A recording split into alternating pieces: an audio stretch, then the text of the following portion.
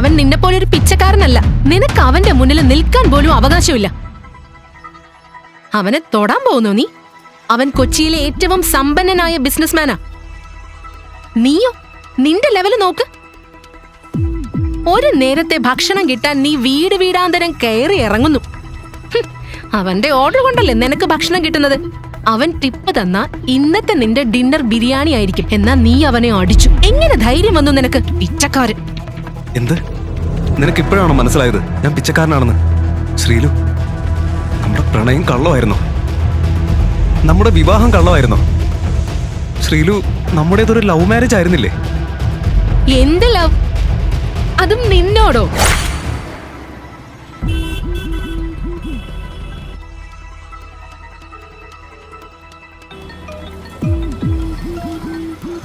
Hello sir, sorry sir, ഞാൻ സിഗ്നലിൽ കുടുങ്ങിപ്പോയി. ഞാനൊരു വേഗം വാ. 10 മിനിറ്റിനുള്ളിൽ എത്തും സർ. യെസ് സർ, ഇതാ വരുന്നു. ഋഷി തന്റെ കുടുംബത്തിന്റെ അനുമതിയില്ലാതെ ഒരു സമ്പന്നയായ പെൺകുട്ടിയെ വിവാഹം കഴിച്ച് ഒരു ഡെലിവറി ബോയായി ജോലി ചെയ്യുകയാണ്. പക്ഷെ ആ ദിവസം കിട്ടിയ ഓർഡർ അവന്റെ ജീവിതം തലകീഴായി മറിക്കുമെന്ന് അവൻ അറിയില്ലായിരുന്നു.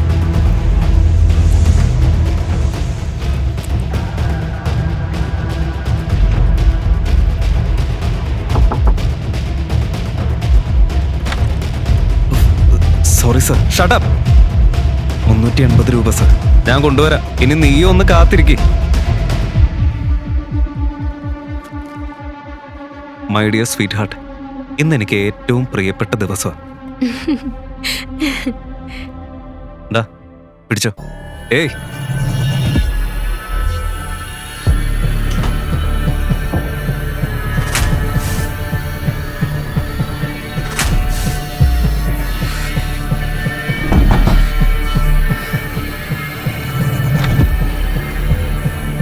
നിനക്കെത്ര ധൈര്യം ഉണ്ടടാ എന്റെ മുന്നിൽ വെച്ച് എന്റെ ഭാര്യയെ തൊടാൻ?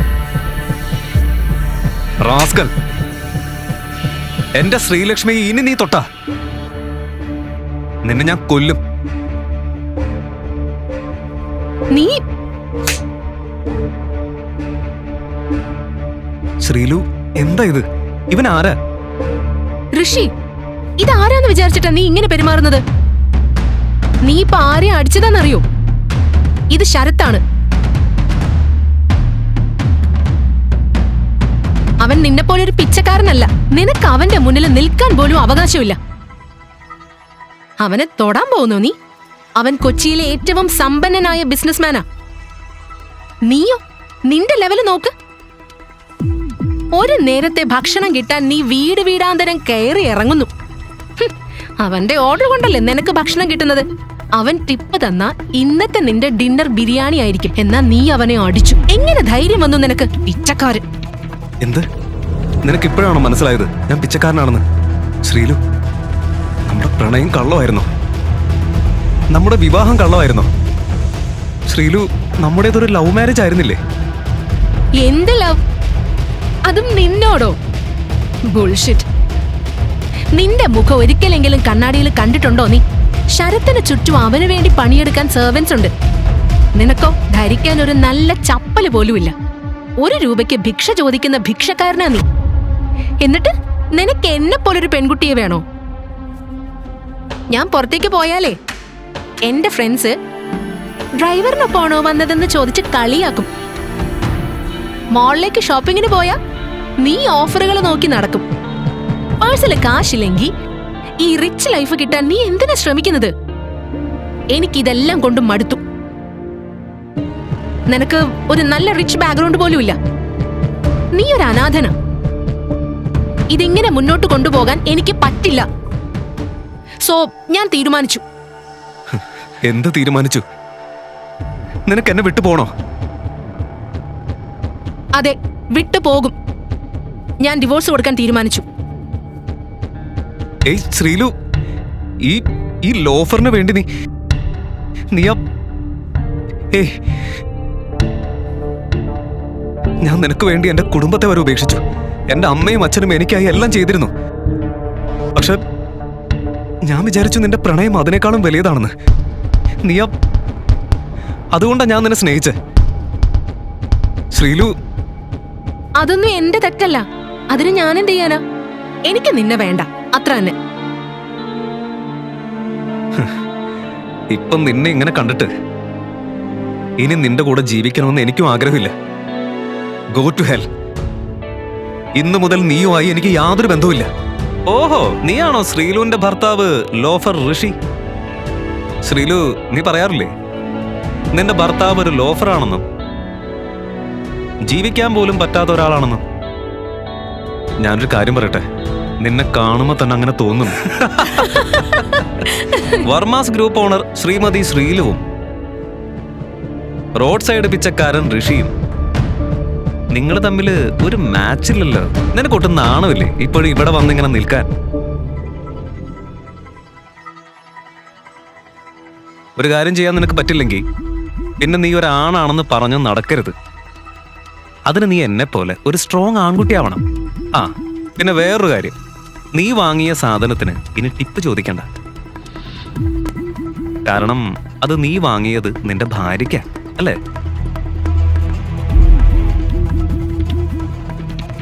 ഇങ്ങനെ എന്റെ മുഖത്ത് നോക്കിയിരുന്നത് കൊണ്ടൊന്നും മാറില്ല. It's irritating. നിന്റെ ഇവിടുത്തെ ജോലി തീർന്നു, ഇനി പൊയ്ക്കോ. ഒന്ന് നിൽക്ക് ശ്രീലു, ഇത്ര പെട്ടെന്ന് ഇവനെ നീ പറഞ്ഞയക്കല്ലേ. ഇനി ബാക്കിയുള്ള മാനം പോലും വേണ്ടേ നിനക്ക്? Get out.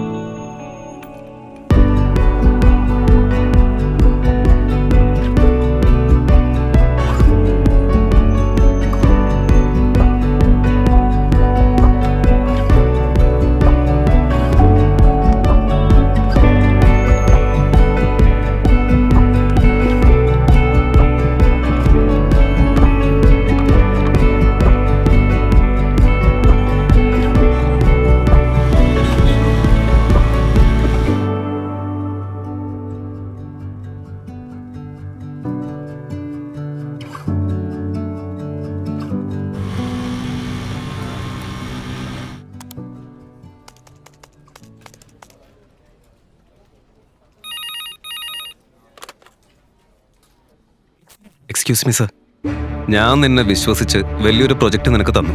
പക്ഷെ നീ അതിൽ ഒരുപാട് തെറ്റുകൾ വരുത്തി. നാളെ മുതൽ നീ ജോലിക്ക് വരണ്ട. But get out.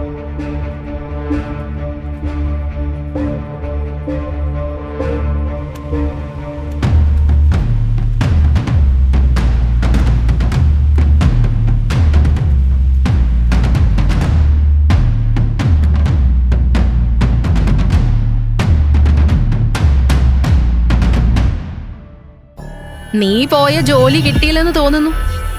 Don't worry. നാളെ എന്റെ സെർവൻസിനോട് വരണ്ടെന്ന് ഞാൻ പറഞ്ഞിട്ടുണ്ട്. ഇനി എന്റെ പുന്നാര മരുമോനുണ്ടല്ലോ.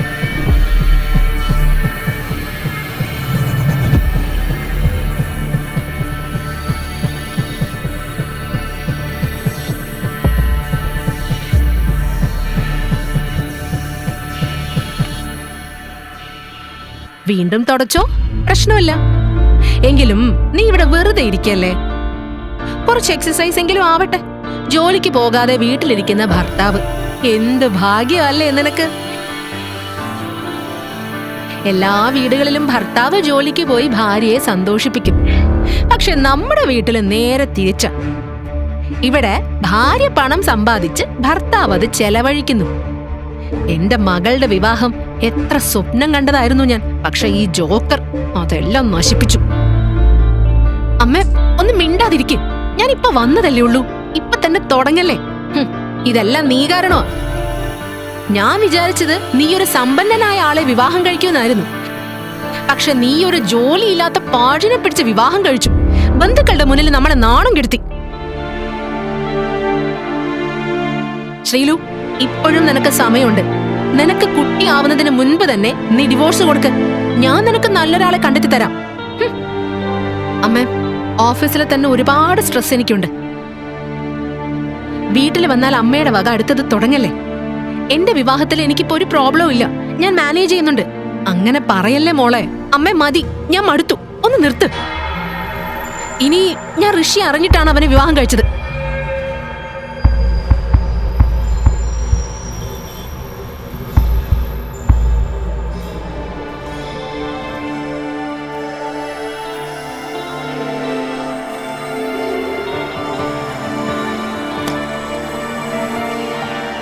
ഋഷി, യെസ്. ഋഷി, യെസ്. ഋഷി വരുന്നു. യെസ് അങ്കിൾ, പറയൂ. അതെ, എനിക്ക് ഓഫീസിലേക്ക് പോകാനുണ്ട്. എൻ്റെ ഈ ഷൂ ഒന്ന് പോളിഷ് ചെയ്യും. നിനക്ക് വേറെ ജോലിയൊന്നുമില്ലല്ലോ. ശരി അങ്കിൾ, ഞാൻ ചെയ്യാം.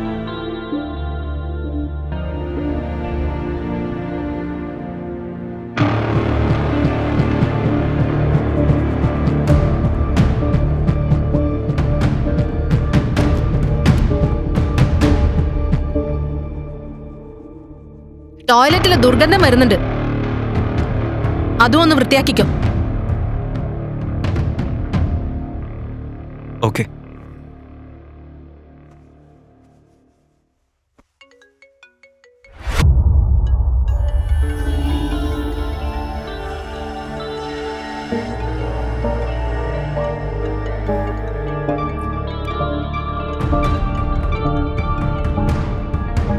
ആരാ കോളില്? നീ എന്തിനാ കോള് കട്ട് ചെയ്ത്? അതെന്റെ ഫ്രണ്ടാ. ഫ്രണ്ടോ? അത് ശരത്താണല്ലോ. പിന്നെ എന്തിനാ നീ കട്ട് ചെയ്ത്? ഓ, സാറിന് എന്നെ സംശയമാണോ? വല്ല ബിസിനസ്സുകാരെ സംസാരിക്കാൻ വിളിച്ചതാവും. നോക്ക് ശ്രീലു, നീ ഡെയിലി ആ ശരത്തിനോട് സംസാരിക്കുന്നത് എനിക്കിഷ്ടമല്ല. യു ഇഡിയറ്റ്, നീ എന്നെ സ്റ്റോക്ക് ചെയ്യാണോ? ഇതെന്റെ പേഴ്സണൽ കാര്യമാണ്. നീ അതിനെക്കുറിച്ച് ചിന്തിക്കണ്ട. നീ നിന്റെ ജോലി നോക്ക്.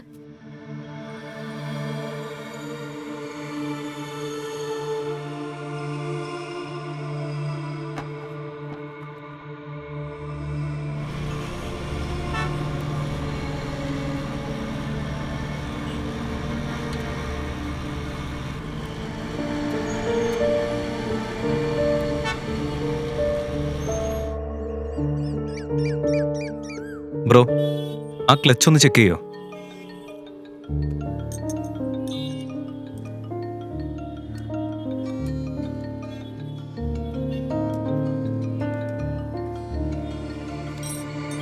ഋഷി, 2 വർഷമായി നിന്നെ ഞാൻ കണ്ടിട്ട്. എന്തൊക്കെയുണ്ട് നിന്റെ വിശേഷങ്ങള്? എന്നോടിപ്പോഴും ദേഷ്യമാണോ? നീ ഒരു ദിവസം പോലും എന്നെ കുറിച്ച് ചിന്തിച്ചില്ലേ? നീ ഇവിടുന്ന് പോയ ദിവസം മുതൽ നിന്റെ കോളിന് വേണ്ടി ഞാൻ കാത്തിരിക്കായിരുന്നു. എങ്ങനെയുണ്ട് നിന്റെ ജീവിതം? മുത്തശ്ശ, അങ്ങനെ പോകുന്നു. എനിക്ക് നല്ല സുഖമില്ല. അതുകൊണ്ട് നീ എന്നോട് കള്ളം പറയാണോ? എന്തിനാ നീ കരയുന്നേ? ഞാൻ നിന്റെ മുത്തശ്ശനാ, എനിക്കെല്ലാം മനസ്സിലാവും. ഒന്നുമില്ല മുത്തശ്ശ, ഞാൻ കരുതി എനിക്ക് ഇൻഡിപെൻഡന്റ് ആവാൻ കഴിയുമെന്ന്. അതിന് ഞാൻ ജോലി നോക്കി. പക്ഷെ ജീവിത പ്രശ്നങ്ങൾ കൂടി വരിക. നീ ഒരു കാര്യം ചെയ്യ്, നാളെ വീട്ടിലേക്ക് വാ. ഞാൻ ഒരു തീരുമാനം എടുത്തിട്ടുണ്ട്. അതിനെക്കുറിച്ച് നിന്നോടൊന്ന് ചർച്ച ചെയ്യണം. എനിക്കും പ്രായമായി. ഇനി അടുത്തത് എന്താണെന്ന് നിനക്ക് നാളെ മനസ്സിലാവും. ഓക്കെ മുത്തശ്ശ. ശ്രീലു, നീ എന്നെ ചതിച്ചല്ലേ? നിന്നെ ഞാനൊരു പാഠം പഠിപ്പിക്കും.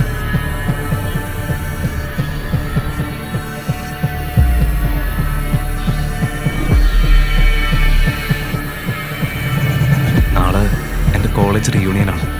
കോളേജ് കാലം ഞാൻ നന്നായി ആസ്വദിച്ചിരുന്നു. അത് ഞാൻ ചെയ്യില്ല. ഞാൻ എന്തായാലും പോകും.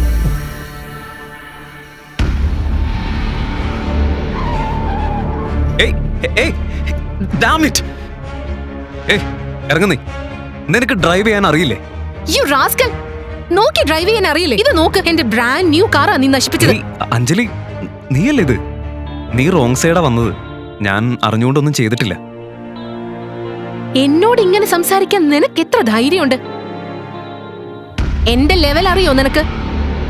എന്റെ തെറ്റാണെന്നാണോ നീ പറയുന്നത്? അതും ഈ 20K സ്ക്രാപ്പ് ബൈക്കിന് വേണ്ടി. പക്ഷെ എന്റെ ഇവളൊരു ഹീറോയിൻ അല്ലേ? അതെ, സിനിമയിൽ അടിപൊളിയായിരുന്നു ഇവള്. ഈ ഹോട്ടൽ നിന്റെ അച്ഛൻ്റെതാണെന്നാണോ നിന്റെ വിചാരം? മാം, നാളെ നിങ്ങൾ പ്രൈം മീഡിയ കമ്പനി പ്രോജക്റ്റിന് സൈൻ ചെയ്യാനിരിക്കുകയാണ്. ഇത്തരം പ്രശ്നങ്ങൾ പ്രോബ്ലം ഉണ്ടാക്കും. ഞാനിത് കൈകാര്യം ചെയ്യാം. എന്റെ മൂഡ് കളഞ്ഞു ഈ ലോഫർ. നിന്നെ ഞാൻ വെറുതെ വിടില്ല. ഇവൻ നമ്മുടെ ക്ലാസ്മേറ്റ് ആണല്ലോ. ഇവനെയൊക്കെ അങ്ങനെ വിളിക്കാനുള്ളത് പോലും ഇല്ല. ചെറിയ കാര്യങ്ങൾക്ക് നീ എന്തിനാ ഇങ്ങനെ അവനെ അപമാനിക്കുന്നത്? ഇവന്റെ കോലം കണ്ടിട്ട് എനിക്ക് ദേഷ്യം വരുന്നു. ആരെ ഈ ലോ ക്ലാസ് ലോഫറെ ക്ഷണിച്ചത്? ഷിറ്റ്.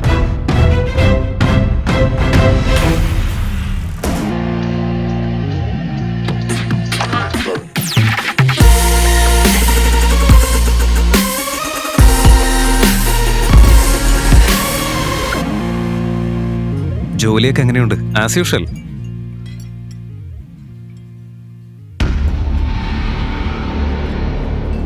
ഹേയ് ഋഷി, ഈ ശ്രീലക്ഷ്മി നിന്റെ ഭാര്യയല്ലേ?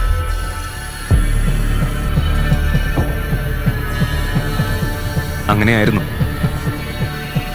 അതാണ് സത്യം. പക്ഷെ ഇപ്പോ ഞങ്ങൾക്ക് കണക്ഷൻ ഇല്ല.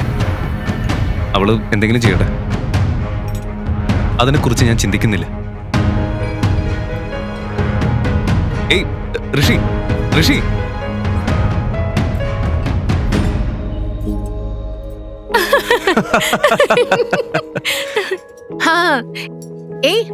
പിച്ചക്കാരാ, ഇന്നാ നീ തന്ന നിന്റെ സെക്കൻഡ് ഹാൻഡ് ഫോൺ. ഇന്ന് തന്നെ ഇത് വിറ്റ് 2 നേരത്തെ ഫുഡ് വാങ്ങാൻ നോക്ക്. അപ്പൊ പിന്നെ മറ്റുള്ളവരോട് ഫുഡിന് കെഞ്ചേണ്ട കാര്യമില്ലല്ലോ. ശ്രീലു, നീ ഒരു കാര്യം ചെയ്യും. അവന് നിന്റെ വർമാസ് കമ്പനിയിൽ ഓഫീസ് ബോയ് ആയി ജോലി കൊടുക്കുക. കഷ്ടം തന്നെ. അവനെ അവിടെ ഭക്ഷണമെങ്കിലും കിട്ടിക്കോളും. പക്ഷെ എനിക്കൊരു സംശയമുണ്ട്. നീ എങ്ങനെയാ എന്റെ ബ്യൂട്ടിഫുൾ ശ്രീലുവിനെ വളച്ചത്? അവൾക്ക് 2 നേരം ഭക്ഷണം കൊടുക്കാൻ പോലും നിനക്ക് കഴിയില്ല. ഇനിയും നീ അവളുടെ പിന്നാലെ വന്നാ നിന്നെ ഞാൻ വെറുതെ വിടില്ല.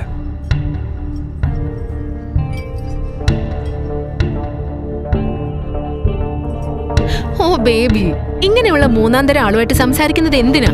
വാ, നമുക്ക് റൊമാൻറ്റിക് ആയ മറ്റൊരിടത്തേക്ക് പോകാം, ഡിന്നറിന്. ഷിറ്റ്.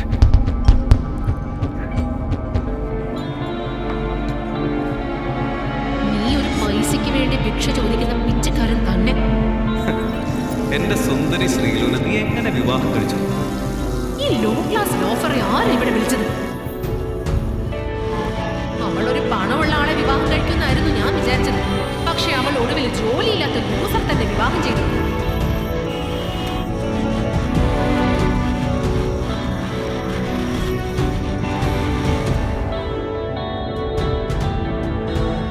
ഇന്ത്യയിലെ ഏറ്റവും വലിയ കമ്പനികളിൽ ഒന്നായ പ്രൈം മീഡിയയുടെ സിഇഒ മാറിയിരിക്കുന്നു.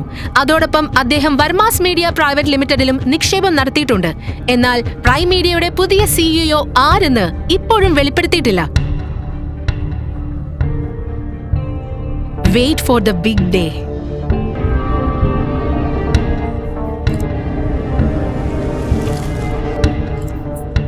It's me. Let's make the announcement. ഞാൻ എൻ്റെ പ്രിയപ്പെട്ട കൊച്ചുമകനെ പ്രൈം മീഡിയയുടെ പുതിയ സിഇഒ ആയി നിയമിക്കുന്നു.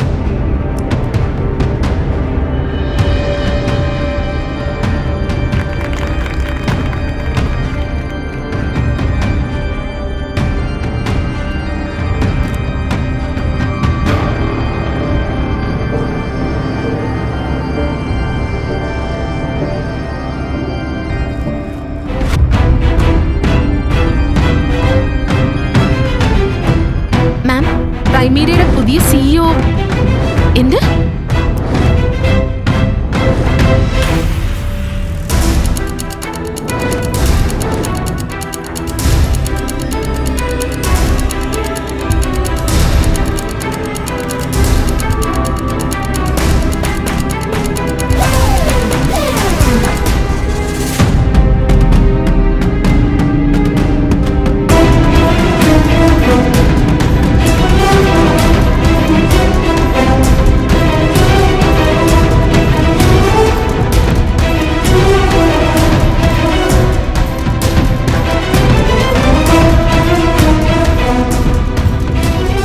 ഒരു ഡെലിവറി ബോയ് ആയിരുന്ന ഋഷി എങ്ങനെ ഒരു രാത്രിക്കുള്ളിൽ പ്രൈം മീഡിയയുടെ സിഇഒ ആയി മാറി? ഋഷി എന്തിനാണ് തന്റെ യഥാർത്ഥ ബാക്ക്ഗ്രൗണ്ട് മറച്ചുവെച്ച് ദരിദ്രനായി ജീവിച്ചത്?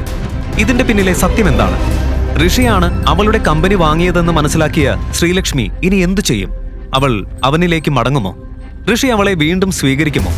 ഋഷിയെ അപമാനിച്ച അഞ്ജലിക്ക് എന്ത് സംഭവിക്കും? ഋഷി തന്റെ കമ്പനി പ്രൊജക്ട് അഞ്ജലിക്ക് കൊടുക്കുമോ? ഋഷിയെ ഓരോ ദിവസവും അധിക്ഷേപിച്ചിരുന്ന ദേവയാനിക്ക് ഋഷിയാണ് പ്രൈം മീഡിയയുടെ പുതിയ സിഇഒ എന്നറിഞ്ഞാൽ എന്ത് സംഭവിക്കും? ശ്രീലു, ഇന്ന് അല്പം മുമ്പ് നിന്റെ മുത്തശ്ശി എന്നെ വിളിച്ചായിരുന്നു. മറ്റേ പ്രൈം മീഡിയയുടെ മീറ്റിങ്ങിനെ പറ്റി നിന്നോട് സംസാരിക്കാൻ നാളെ മിക്കവാറും വിളിക്കും. ഋഷി പറഞ്ഞത് കേട്ട് ശ്രീലക്ഷ്മി ഒന്ന് നിശ്വസിച്ചു. ഹേ, അതവർ ആ സിദ്ധാർത്ഥിനെ ഏൽപ്പിച്ചോട്ടെ. താല്പര്യമില്ലാത്ത മട്ടിൽ അവൾ പറഞ്ഞു. നീ നെഗറ്റീവ് അടിക്കാതെ, ഇത് നിനക്കുള്ളതാ. എന്തായാലും നിന്നെ അവര് വിളിക്കും. അപ്പോ ചാടിക്കേറി ഒക്കെ പറയാതെ ശകലം ചാട ഇട്ടോണം, കേട്ടല്ലോ? ഋഷി പറഞ്ഞത് കേട്ട് ശ്രീലക്ഷ്മി ചിരിച്ചുകൊണ്ട് തലയാട്ടി. പിറ്റേന്ന് ശ്രീലക്ഷ്മി ഓഫീസിൽ പോയില്ല. എങ്കിലും ഋഷി അവന്റെ കമ്പനിയിലേക്ക് പോയി. ഇപ്പോഴത്തെ തന്റെ ജീവിതം അല്പം കൂടെ എളുപ്പമായ പോലെ തോന്നിയിരുന്നു ഋഷിക്ക്. ഓഫീസിലെ ചെയർമാൻ ആയിരുന്നെങ്കിലും അധികം സ്ട്രെസ്ഡ് ഉണ്ടാക്കാതെ നല്ലപോലെ അവനെ ഹെൽപ്പ് ചെയ്യുന്നുണ്ടായിരുന്നു നിഹാരിക. സർ, വർമാസിൽ നിന്നും താങ്കളെ കാണാൻ ഒരു ഓൾഡ് ലേഡി വന്നിട്ടുണ്ട്. ഓഫീസിൽ എത്തിയ പാടെ നിഹാരികയിൽ നിന്നും ഋഷി ആ ന്യൂസ് കേട്ട് പെട്ടെന്ന് CCTV ചെക്ക് ചെയ്തു. എന്താ സാർ അവരോട് പറയേണ്ടത്? നിഹാരിക സംശയത്തോടെ ചോദിച്ചു.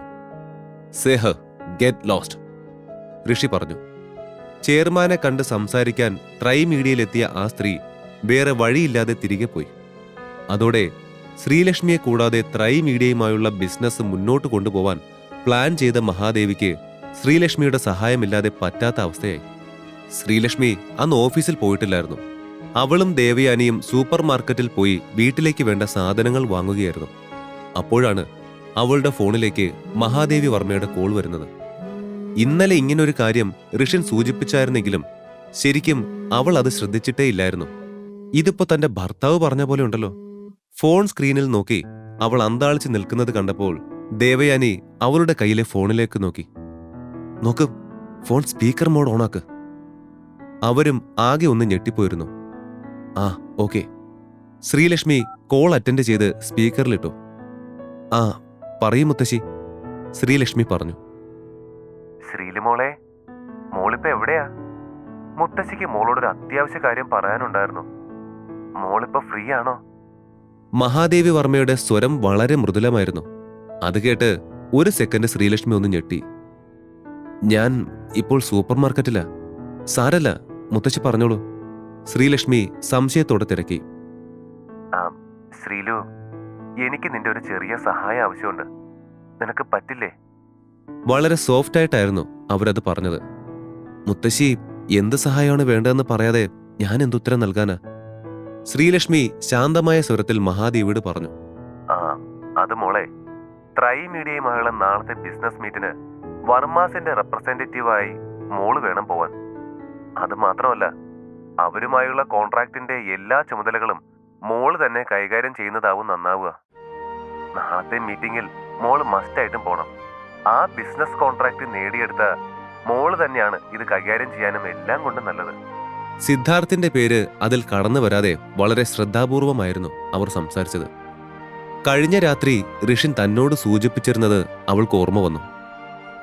ഇറ്റ്സ് ഓക്കെ മുത്തശ്ശി, ഇതിന്റെയൊക്കെ ചുമതല നിങ്ങൾ സിദ്ധാർത്ഥിനെ ഏൽപ്പിച്ചതല്ലേ? ഈയൊരു കാര്യം എൻ്റെ അടുത്ത് ചോദിച്ചത് വെറും ഫോർമാലിറ്റിക്കാണെന്ന് എനിക്കറിയാം. എനിക്കിതിൽ ഇൻവോൾവ് ആവാൻ താല്പര്യമില്ല. വേറെ പ്രത്യേകിച്ച് വിശേഷമൊന്നുമില്ലെങ്കിൽ ഞാൻ വെക്കട്ടെ, എനിക്കിവിടെ കുറച്ച് പണിയുണ്ട്. അതും പറഞ്ഞ് അവൾ കോള് ഡിസ്കണക്റ്റ് ആക്കി. എന്റെ പൊന്ന് ശ്രീലു, നീ എന്താ ഈ ചെയ്തേ? നിനക്ക് കൂടെ കൂടെ ഒട്ടും വിവരമില്ലാണ്ടാവാണോ? എന്ത് മണ്ടത്തിനാണ് നീ ഇപ്പൊ ചെയ്തത്? അമ്മ ഇങ്ങോട്ട് വന്ന് നിനക്കൊരു ഗോൾഡൻ ഓപ്പർച്യൂണിറ്റി തന്നിട്ട് നീ അത് തട്ടിക്കളഞ്ഞില്ലേ? ശോ ശ്രീലു, ഇന്നലെയല്ലേ ഇതേ അവസരം കൈവിട്ട് പോയെന്നും പറഞ്ഞ് നീ ടെൻഷൻ അടിച്ച് നടന്നത്. ഇന്നിപ്പോ ഇങ്ങോട്ട് ചോദിച്ചപ്പോ നിനക്ക് പറ്റില്ല. നിനക്ക് തലയ്ക്ക് ഓളം വല്ലതുണ്ടോ? ദേവയാനിക്ക് ശ്രീലക്ഷ്മി എടുത്തടിച്ച് പറഞ്ഞപ്പോൾ ദേഷ്യമാണ് തോന്നിയത്. അമ്മേ, ഇതൊരു സൂപ്പർ മാർക്കറ്റാണ്. എന്തിനാ ഇങ്ങനെ തൊണ്ടകീറി ഉച്ചത്തിൽ സംസാരിക്കുന്നേ? ഋഷിൻ പറഞ്ഞതുപോലെ സംഭവിച്ചതിൽ അവൾക്ക് അത്ഭുതം തോന്നി. അവൾ ഋഷിന് മെസ്സേജ് അയച്ചു. ഇതേ സമയം ത്രൈ മീഡിയയിൽ തന്റെ ക്യാബിനിലിരുന്ന് ലക്ഷ്മണനോട് സംസാരിക്കുകയായിരുന്നു ഋഷിൻ. സർ, ഇന്ന് ലഞ്ചിന് വരുമോ? ഞാനൊരു സ്പെഷ്യൽ ലഞ്ച് സാറിന് വേണ്ടി അറേഞ്ച് ചെയ്തിട്ടുണ്ട്. എന്തായാലും വരണം. ഞാൻ വരാം. പക്ഷേ താൻ എന്നെ സാർ എന്ന് വിളിക്കണ്ട, ഋഷിന്ന് വിളിച്ചാൽ മതി. ഈ സർ വിളിയിൽ വല്ലാത്തൊരു ഡിസ്റ്റൻസ് ഫീൽ ചെയ്യുന്നുണ്ട്. ഋഷി കെറുവോടെ പറഞ്ഞു. ഓക്കെ ഋഷി. മടിച്ച് മടിച്ച് അയാൾ ഋഷി അങ്ങനെ വിളിച്ചു. ഇപ്പൊ ഓക്കെ. ഞാൻ നിന്റെ ബോസ് അല്ല, ഫ്രണ്ടാണ്. അതാ എനിക്ക് കംഫർട്ട്. ഇതും പറഞ്ഞ് അവൻ ഫോൺ എടുത്തപ്പോഴാണ് ശ്രീലക്ഷ്മിയുടെ മെസ്സേജ് കണ്ടത്.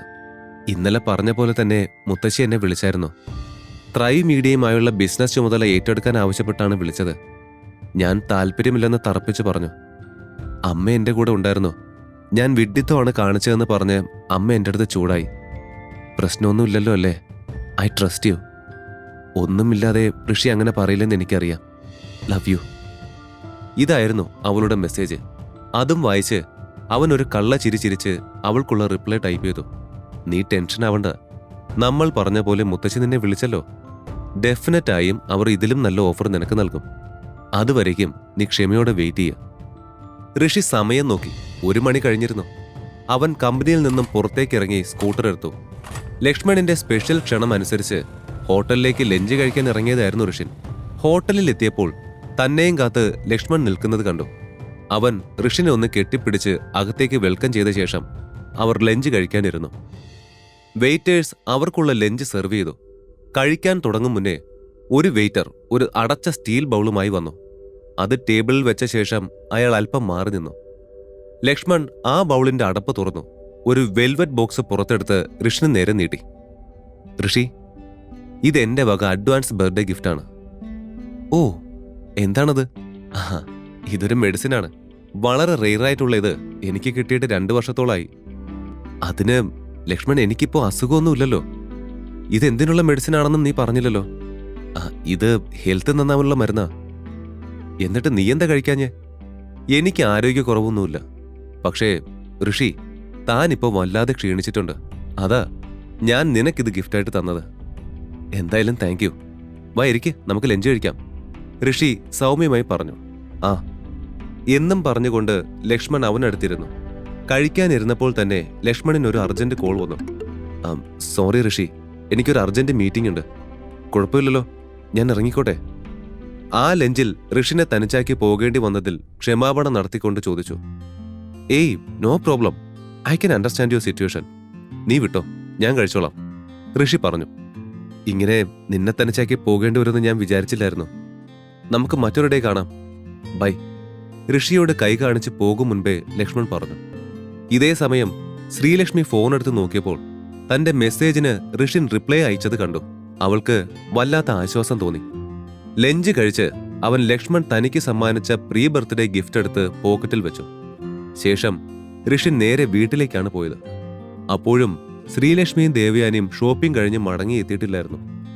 ഫ്രഷായി ഋഷി റൂമിൽ ചുമ്മാ ഇരുന്നപ്പോൾ ലക്ഷ്മൺ തന്ന ഗിഫ്റ്റിന്റെ കാര്യം അവൻ ഓർത്തു. തന്റെ ആ വെൽവെറ്റ് ബോക്സ് എടുത്ത് തുറന്നു നോക്കി. നല്ല ഭംഗിയുള്ളൊരു കോട്സ് ബോട്ടിൽ. അതിന്റെ മൂടി അവൻ തുറന്നു നോക്കി. അതിന് വല്ലാത്തൊരു സുഗന്ധം ഉണ്ടായിരുന്നു. ആ ഗന്ധം മുറിയിലാകെ പടർന്നു. അവൻ ആ കുപ്പിയിൽ നിന്നും ആ ടാബ്ലറ്റ്സ് എടുത്ത് കഴിച്ചു. വെള്ളമെടുത്ത് കുടിക്കും മുമ്പേ ഗുളിക ഉരുകി തൊണ്ടയിൽ കയറിയതായി അവന് തോന്നി. എന്താ ഇത്? ഇനിയിപ്പോ എന്ത് സംഭവിക്കും? അവൻ കുറച്ചു നേരം നോക്കിയിരുന്നു. 10-15 മിനിറ്റ് കഴിഞ്ഞിട്ടും അവന് പ്രത്യേകിച്ചൊന്നും തോന്നിയില്ല. അയ്യേ, ഇതെന്താ? വൈറ്റമിൻ ടാബ്ലറ്റ് ആണെന്ന് തോന്നുന്നു. അവൻ എന്തൊരു തള്ളായിരുന്നു. ഋഷിൻ കണ്ണാടിയിൽ നോക്കി നിൽക്കുകയായിരുന്നു. പെട്ടെന്ന് അവന് വല്ലാതെ വയറ് വേദനിക്കാൻ തുടങ്ങി. മേലാകെ തണുപ്പ് പടരാൻ തുടങ്ങി. ശരീരം മൊത്തം വിറയ്ക്കാൻ തുടങ്ങി. അവൻ ബാലൻസ് കിട്ടാതെ തറയിലേക്ക് വീണു. അവന്റെ ശരീരം അപ്പോഴും വിറയ്ക്കുന്നുണ്ടായിരുന്നു. പതിയെ അവന്റെ ചലനം നിലച്ചു. അവന്റെ ബോധം മറഞ്ഞു. അയ്യേ, എന്താ ഇത്? ഈ സാധനത്തിൽ നിന്നാണോ ഈ വൃത്തികെട്ട സ്മെല്ല്? ഛേ, ആകെ വൃത്തികേടായല്ലോ. ദൈവമേ, സമയം ഇത്രയൊക്കെ ആയോ? ഞാൻ ഇത്രയും നേരം ഇവിടെ കിടക്കുകയായിരുന്നോ? അയ്യോ, ശ്രീലു അമ്മായും വരാറായല്ലോ. അവര് വന്ന് ഇത് എന്തെങ്കിലും കണ്ട പ്രശ്നമാവുമല്ലോ. തറയിൽ നിന്നും അതും പറഞ്ഞ് തട്ടിപ്പിടഞ്ഞ് എഴുന്നേറ്റു അവൻ. പിന്നെ ഒട്ടും സമയം കളയാതെ മുഷിഞ്ഞു നാറിയ തന്റെ വസ്ത്രങ്ങൾ ഊരി വാഷിംഗ് മെഷീനിലിട്ടു. എന്നിട്ട് ഒരു ബക്കറ്റ് വെള്ളവും മോപ്പുമായി വന്ന് വേഗം അവിടെയൊക്കെ ക്ലീൻ ചെയ്യാനും തുടങ്ങി. 2-3 വട്ടം തുടച്ചപ്പോഴാണ് ആ മഞ്ഞ ദ്രാവകം തറയിൽ നിന്നും ശരിക്കും പോയത്. വൃത്തിയായി തുടച്ച ശേഷവും ആ ഗന്ധം ഇനിയും ആ മുറിയിൽ നിന്നും പോയിട്ടില്ലായിരുന്നു. അത് ശ്രദ്ധിച്ച ഋഷി എയർ ഫ്രഷ്നർ എടുത്ത് അവിടെ ആകെ അടിച്ചു. ശേഷം സമയം കളയാതെ പെട്ടെന്ന് തന്നെ ഋഷി പോയി കുളിച്ചു. കുളി കഴിഞ്ഞ് ഋഷി റൂമിന് വെളിയിൽ ഇറങ്ങിയപ്പോഴേക്കും പുറത്തുനിന്നും കോളിംഗ് ബെല്ലിന്റെ ശബ്ദം മുഴങ്ങി. അത് കേട്ട ഋഷി പെട്ടെന്ന് ചെറുതായി ഒന്ന് പരിങ്ങി. ശ്രീലുവും അമ്മയും ആവും. അവർക്ക് സംശയമൊന്നും തോന്നല്ലേ ദൈവമേ. അറിയാവുന്ന ദൈവങ്ങളെയെല്ലാം മനസ്സിൽ ഓർത്തുകൊണ്ട് ഋഷി മുൻപിലെ ഡോറ് തുറന്നു കൊടുത്തു.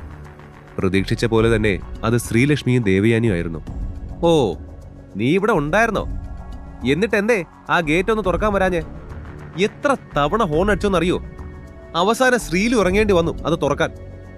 ഋഷിയെ കണ്ടപാടെ ദേവയാനി ഈർഷ്യയോടെ തിരക്കി. അയ്യോ, ഞാൻ കേട്ടില്ല അമ്മായി. ഋഷി നേരിയ പരിഭ്രമത്തോടെ അവരോട് പറഞ്ഞു. അതെന്തേ? നീ ഇവിടെ കിടന്ന് ഉറങ്ങുമായിരുന്നോ? ദേഷ്യത്തോടെ തന്നെയായിരുന്നു ദേവയാനിയുടെ ആ ചോദ്യം. അത് പിന്നെ അമ്മായി, എനിക്ക് ചെറിയൊരു പനി പോലെ ദേഹമൊക്കെ വിറയ്ക്കുന്നുണ്ടായിരുന്നു. അത് കാരണം ഞാനൊന്ന് ചെറുതായി ഉറങ്ങിപ്പോയി. ദയനീയ ഭാവത്തിൽ ഋഷി പറഞ്ഞു. അയ്യോ, എന്നിട്ടിപ്പോ എങ്ങനെയുണ്ട് ഋഷി? ഹോസ്പിറ്റലിൽ പോണോ? ഋഷി പറഞ്ഞത് കേട്ട് അവൾ അവന്റെ കഴുത്തിലും നെറ്റിയിലുമൊക്കെ കൈവച്ച് നോക്കിക്കൊണ്ട് ശ്രീലക്ഷ്മി ചോദിച്ചു. ഹേയ്, ഇല്ലടാ, ഇപ്പൊ കുഴപ്പമില്ല. അധിക നേരം അവിടെ നിൽക്കാതെ ദേവയാനി പെട്ടെന്ന് തന്നെ അവിടെ നിന്ന് പോയി. അവർ നേരെ ചെന്നത് അടുക്കളയിലേക്കായിരുന്നു. അവിടെ എത്തി മൂടി വെച്ച ഓരോ പാത്രങ്ങളും തുറന്നു നോക്കി. പക്ഷേ എല്ലാം കാലിയായിരുന്നു. എന്റെ പൊന്നു ദൈവങ്ങളെ, എന്തൊരു കഷ്ടമാണിത്! കഴിക്കാൻ പോലും ഉണ്ടാക്കാതെയാണോ ഋഷി നീ പോത്തുപോലെ കിടന്നുറങ്ങിയത്? ഞാൻ പറഞ്ഞില്ലേ അമ്മായി, എനിക്ക് വയ്യായിരുന്നു എന്ന്. അതുകൊണ്ട് ഇന്നൊരു ദിവസത്തേക്ക് നമുക്ക് പുറത്തുനിന്ന് കഴിച്ചൂടെ പ്ലീസ്? ഋഷി അവരെ നോക്കി ദയനീയതോടെ ചോദിച്ചു. അത് കേട്ട് മറുപടിയായി ദേവയാനി എന്തോ പറയാൻ തുടങ്ങിയിരുന്നു. പക്ഷേ അതിനു മുൻപേ ശ്രീലക്ഷ്മി അവർക്കിടയിൽ കയറി. നിനക്ക് സുഖമില്ലെങ്കിൽ നേരത്തെ വിളിച്ച് പറഞ്ഞൂടായിരുന്നു ഋഷി. ഫുഡ് ഞങ്ങൾ പാഴ്സൽ വാങ്ങി വന്നേനല്ലോ. സാരില്ല, ഇനിയിപ്പോ പറഞ്ഞിട്ട് എന്ത് ചെയ്യാനാ? ഏതായാലും എല്ലാവരും പെട്ടെന്ന് ചെന്ന് ചേഞ്ച് ചെയ്യ്, നമുക്ക് പുറത്തു പോയി ഫുഡ് കഴിക്കാം. ശ്രീലക്ഷ്മി പെട്ടെന്ന് പറഞ്ഞത് കേട്ട് ദേവയാനി ഒരു നിമിഷം ആശ്ചര്യപ്പെട്ടു പോയി. ഓ, ഇങ്ങനെ ചുമ്മാ നിൽക്കാതെ പെട്ടെന്ന് പോയി റെഡിയാവമ്മേ. നേരത്തെ പുറത്തുപോയി വന്നതിന്റെ ക്ഷീണമൊക്കെ മുഖത്ത് ഇപ്പോഴും അപ്പടി തന്നെ കിടക്കുക.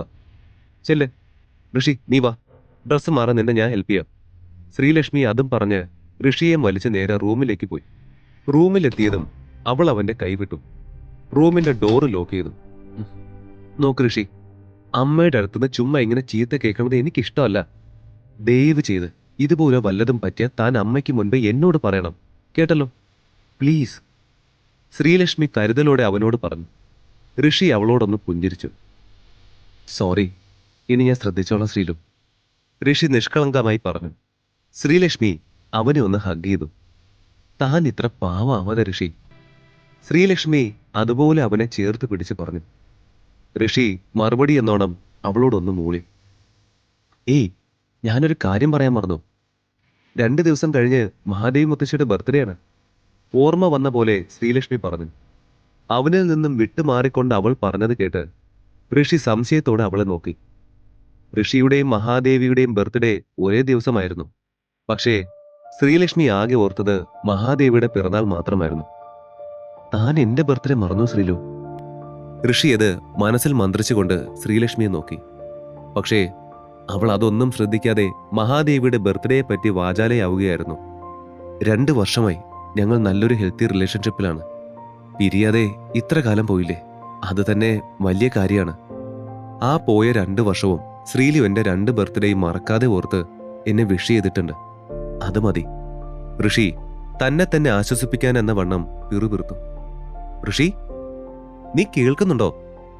ഞാൻ ചോദിച്ച കാര്യത്തെക്കുറിച്ച് നിനക്ക് എന്തെങ്കിലും ഐഡിയ കിട്ടുന്നുണ്ടോ? ശ്രീലക്ഷ്മി അല്പം ഉറക്കെ ചോദിച്ചത് കേട്ടപ്പോൾ ഋഷി അവളെ നോക്കി. എന്താ ശ്രീലു? ഋഷി സംശയത്തോടെ അവളോട് ചോദിച്ചു. താൻ അപ്പൊ ഞാൻ പറഞ്ഞു ഒന്നും കേട്ടില്ലേ? ശ്രീലക്ഷ്മി ചോദിച്ചു. ആ താൻ പറഞ്ഞത് മുത്തശ്ശിക്കുള്ള ബർത്ത്ഡേ ഗിഫ്റ്റിനെ പറ്റിയല്ലേ?